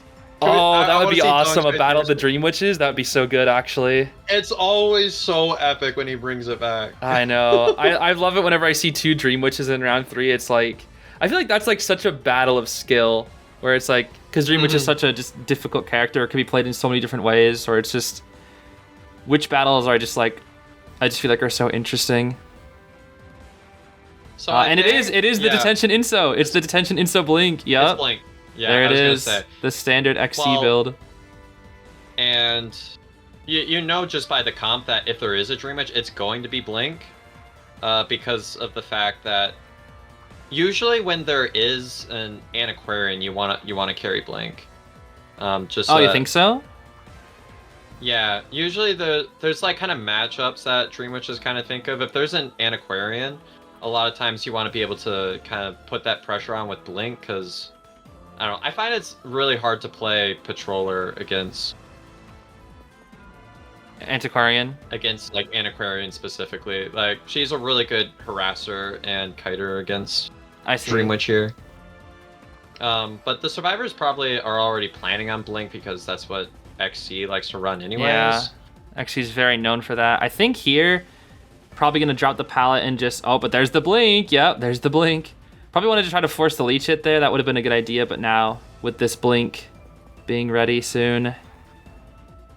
If you're the Psycho in this situation, you don't want to make it so that they can get another spawn hit here. You want to force them to hit you with the leech. Yeah, exactly. I think this is the leech. Oh, flywheels? I think this is the leech. I'm pretty sure, at least. And you know, there was there was the adjustment a long time ago that made it so that every time Dream Witch blinks, the rest of them get like another 20-second cooldown. So she knew that there was no blink on that leech, at least for a good while, because the spawn had already used blink. Right. But that Palace Stun's huge and actually might make it so. Yeah, this is not looking good. This is already 3 ciphers. This is pretty bad. We do get another leech here, which should maybe slow down ciphers a little bit, but was that another Palace Stun? Or no, I think it's just I didn't see. This will be a blink. There's the blink this down. Is down. And I don't think she's quite at full presence. Yeah, she's still like a tick away from full presence. Maybe Insolence will be enough to get her there. Actually, I don't think it is. Maybe. And also, we'll see. Also, the Meteorologist has another leech. We'll see what XC decides to do with that. Probably try to put some pressure on the Cypher. No, gets at auto marching. That's what we're gonna be doing here. Coming all the way to the Cypher. We're gonna do the struggle free strat. Although, the leech left. The leech left. Oh no! So what happened? That's so bad. Long ended up running away far enough to the point where the auto march was forced. So even though they tried to do kind of that re-hit type of thing, cheering towards the middle of the map, which is what every Dream Witch player wants, it wasn't really effective because Long ended up running the opposite direction, forcing the leech in that direction. And now the only thing that we can do here is basement. Or just chair on the Cypher, actually, never mind. That was tough. Yikes, that is tough. XC's in a really bad position doing here. A fantastic job here. And it's so crazy to say that literally the only reason they're in this position outside of the struggle free was that pallet stun. This is what I'm saying. Like, you win like one good mind game in a match, and it can be the entire game. Although no TS. Okay, no TS. If there was a terror shock there, I would say there was a chance, but no longer. I would say actually a more critical moment even would have been the fact that tried to blink predict that crazy. There were so many leech hits that happened in the early game. If those were kind of spawn follower hits, there would have been more leeches, which equals more map pressure. True. It looks like they're gonna be, they're like mass unleeching here. So. Oh yeah, there's no more leeches right now. If they get the heal, then I think they might barely make it. Yeah. Secured. Maybe. I mean, well, there's an Antiquarian there too, so it's scary. Oh, we're beating her up. Not quite making it though, unfortunately. I thought we were heal stalling. Yeah, not quite gonna make it. I thought the point was that we were hitting her with a stick, and then we were gonna like heal stall for a little bit. I think the Cypher was just barely not gonna be ready though, because it's still at 83. That's not enough to push with 2 people, I don't think. Plus, she's not dead on chair, so probably just playing it a little safer. I like what the Mercenary is doing. The Mercenary is starting a new Cypher, so yeah. At this point, you kind of have to. I mean, it's so crazy that like with how terrible the early game is, her positioning isn't even that bad. But look at dude, because this is not what's happening against NAU ranks. They're all getting these crazy body blocks, these crazy flywheels. Like, how many blink predicts have we seen? Like 3 at this point, I think. Something like that. It's crazy. Like crazy. If all of these blinks had been hitting, like she'd be in a winning position, I think. Story.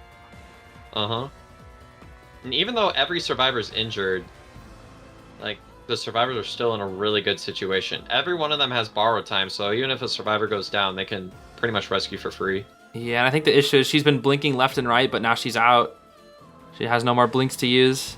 She's used them all. Meteorologist will be going down, I think, here. Maybe? You're either gonna stomp on the survivors or you're gonna run out of steam, and I think this is one of those matches where you run out of steam, yeah. Yeah. Yeah, Mercenary's slowly but surely trying to get that Cypher done. Not gonna be able to make it happen. She's burning out a lot of their resources, but each person, look at that. Each person has barely something to work with. A little bit of bottle, 1 flute with anti, 1 elbow pad with Mirth. They all have a little bit of something.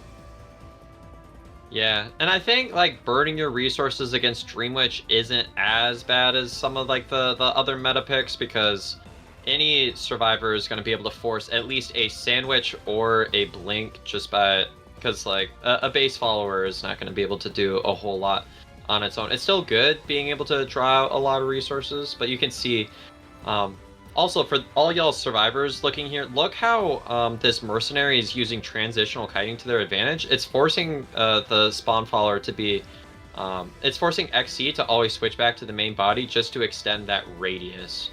It's been a huge thing as part of this match. Right, and unfortunately now there's going to be the pop too, and they're already on the gate. This is looking like a 3-person out. We'll have some blinks to work with, so she at least probably will get 1 kill here, but I don't know. It's going to be close if she does. Yeah, this doesn't look... It looks like we might be able to... Oh no, it's going to be a 4 maybe, unless there's a leech right here with blink. I don't know. The spawn is following close behind, so there should at least be that. She has to blink There's here. There's still one more flute. There's one flute. There's one flute. The blink? Okay. Yeah, the blink will do it though. Okay, barely. Okay. Barely getting the 1. Okay.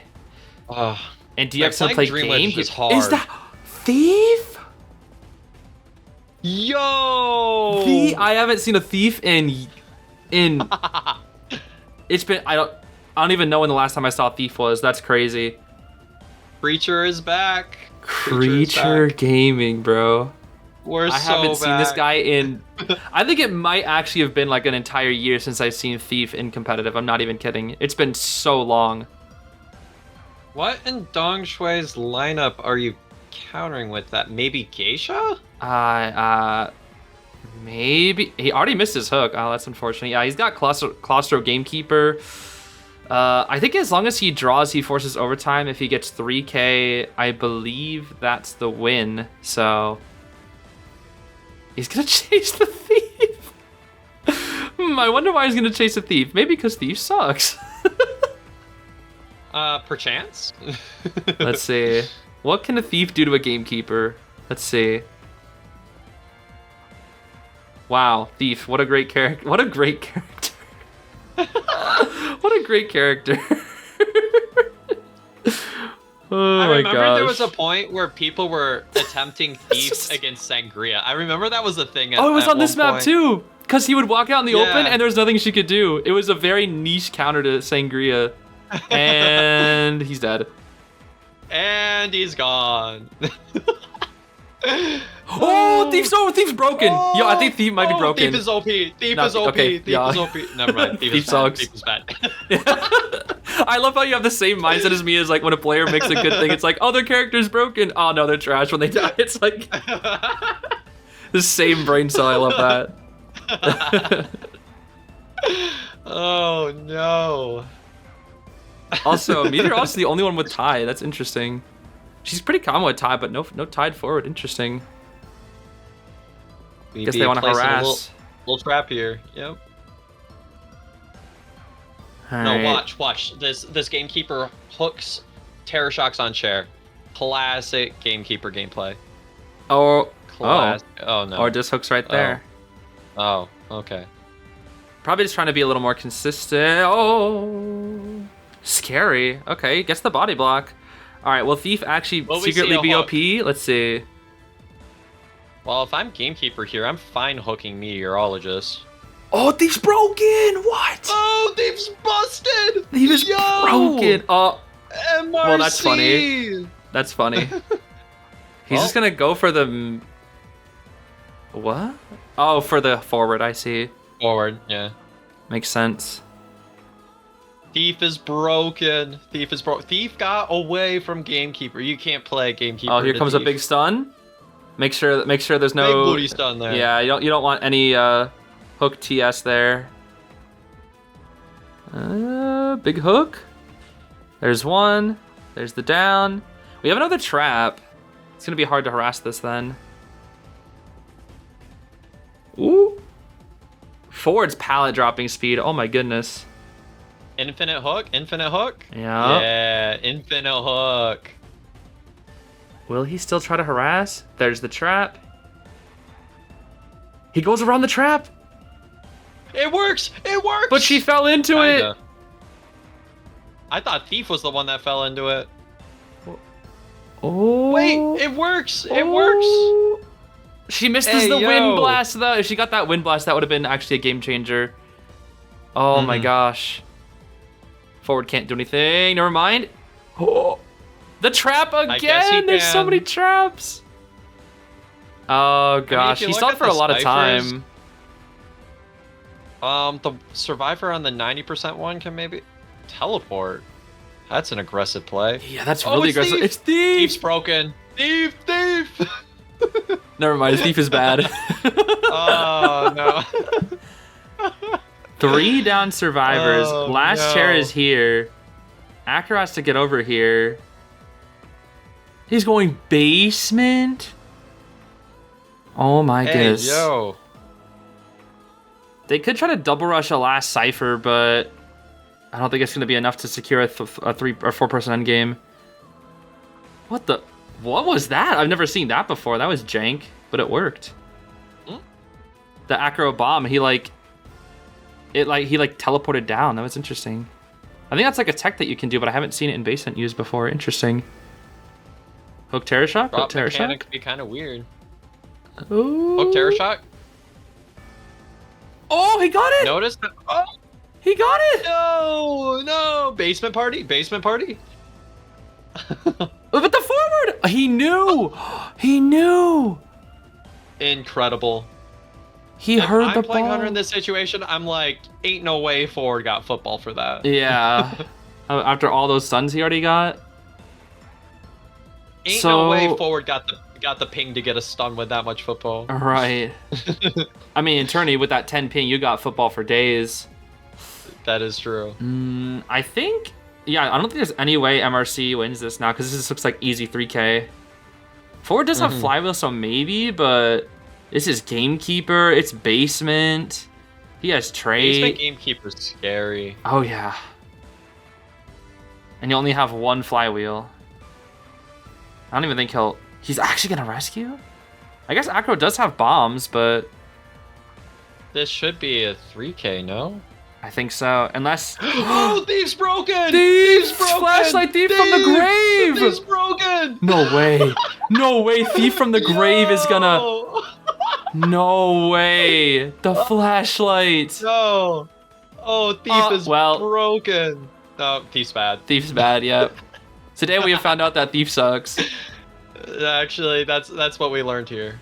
No, are they getting? I mean, they got. Wait, why one is out. he- Wait! What? Huh? Thief?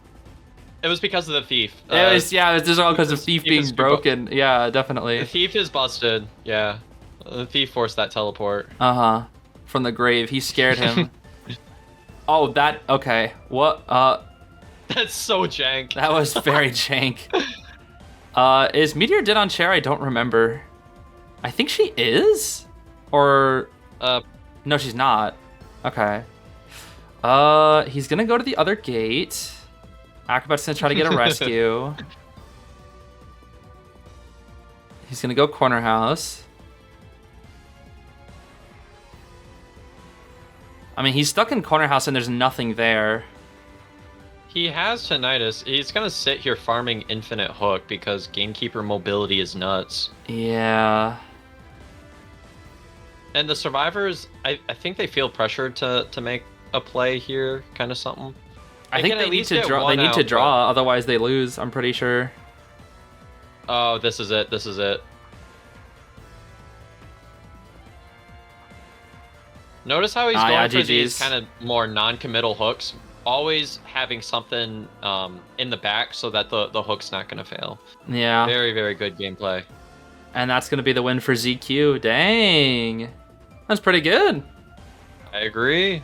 That was pretty good indeed. Very good sets that we watched today. Very good sets.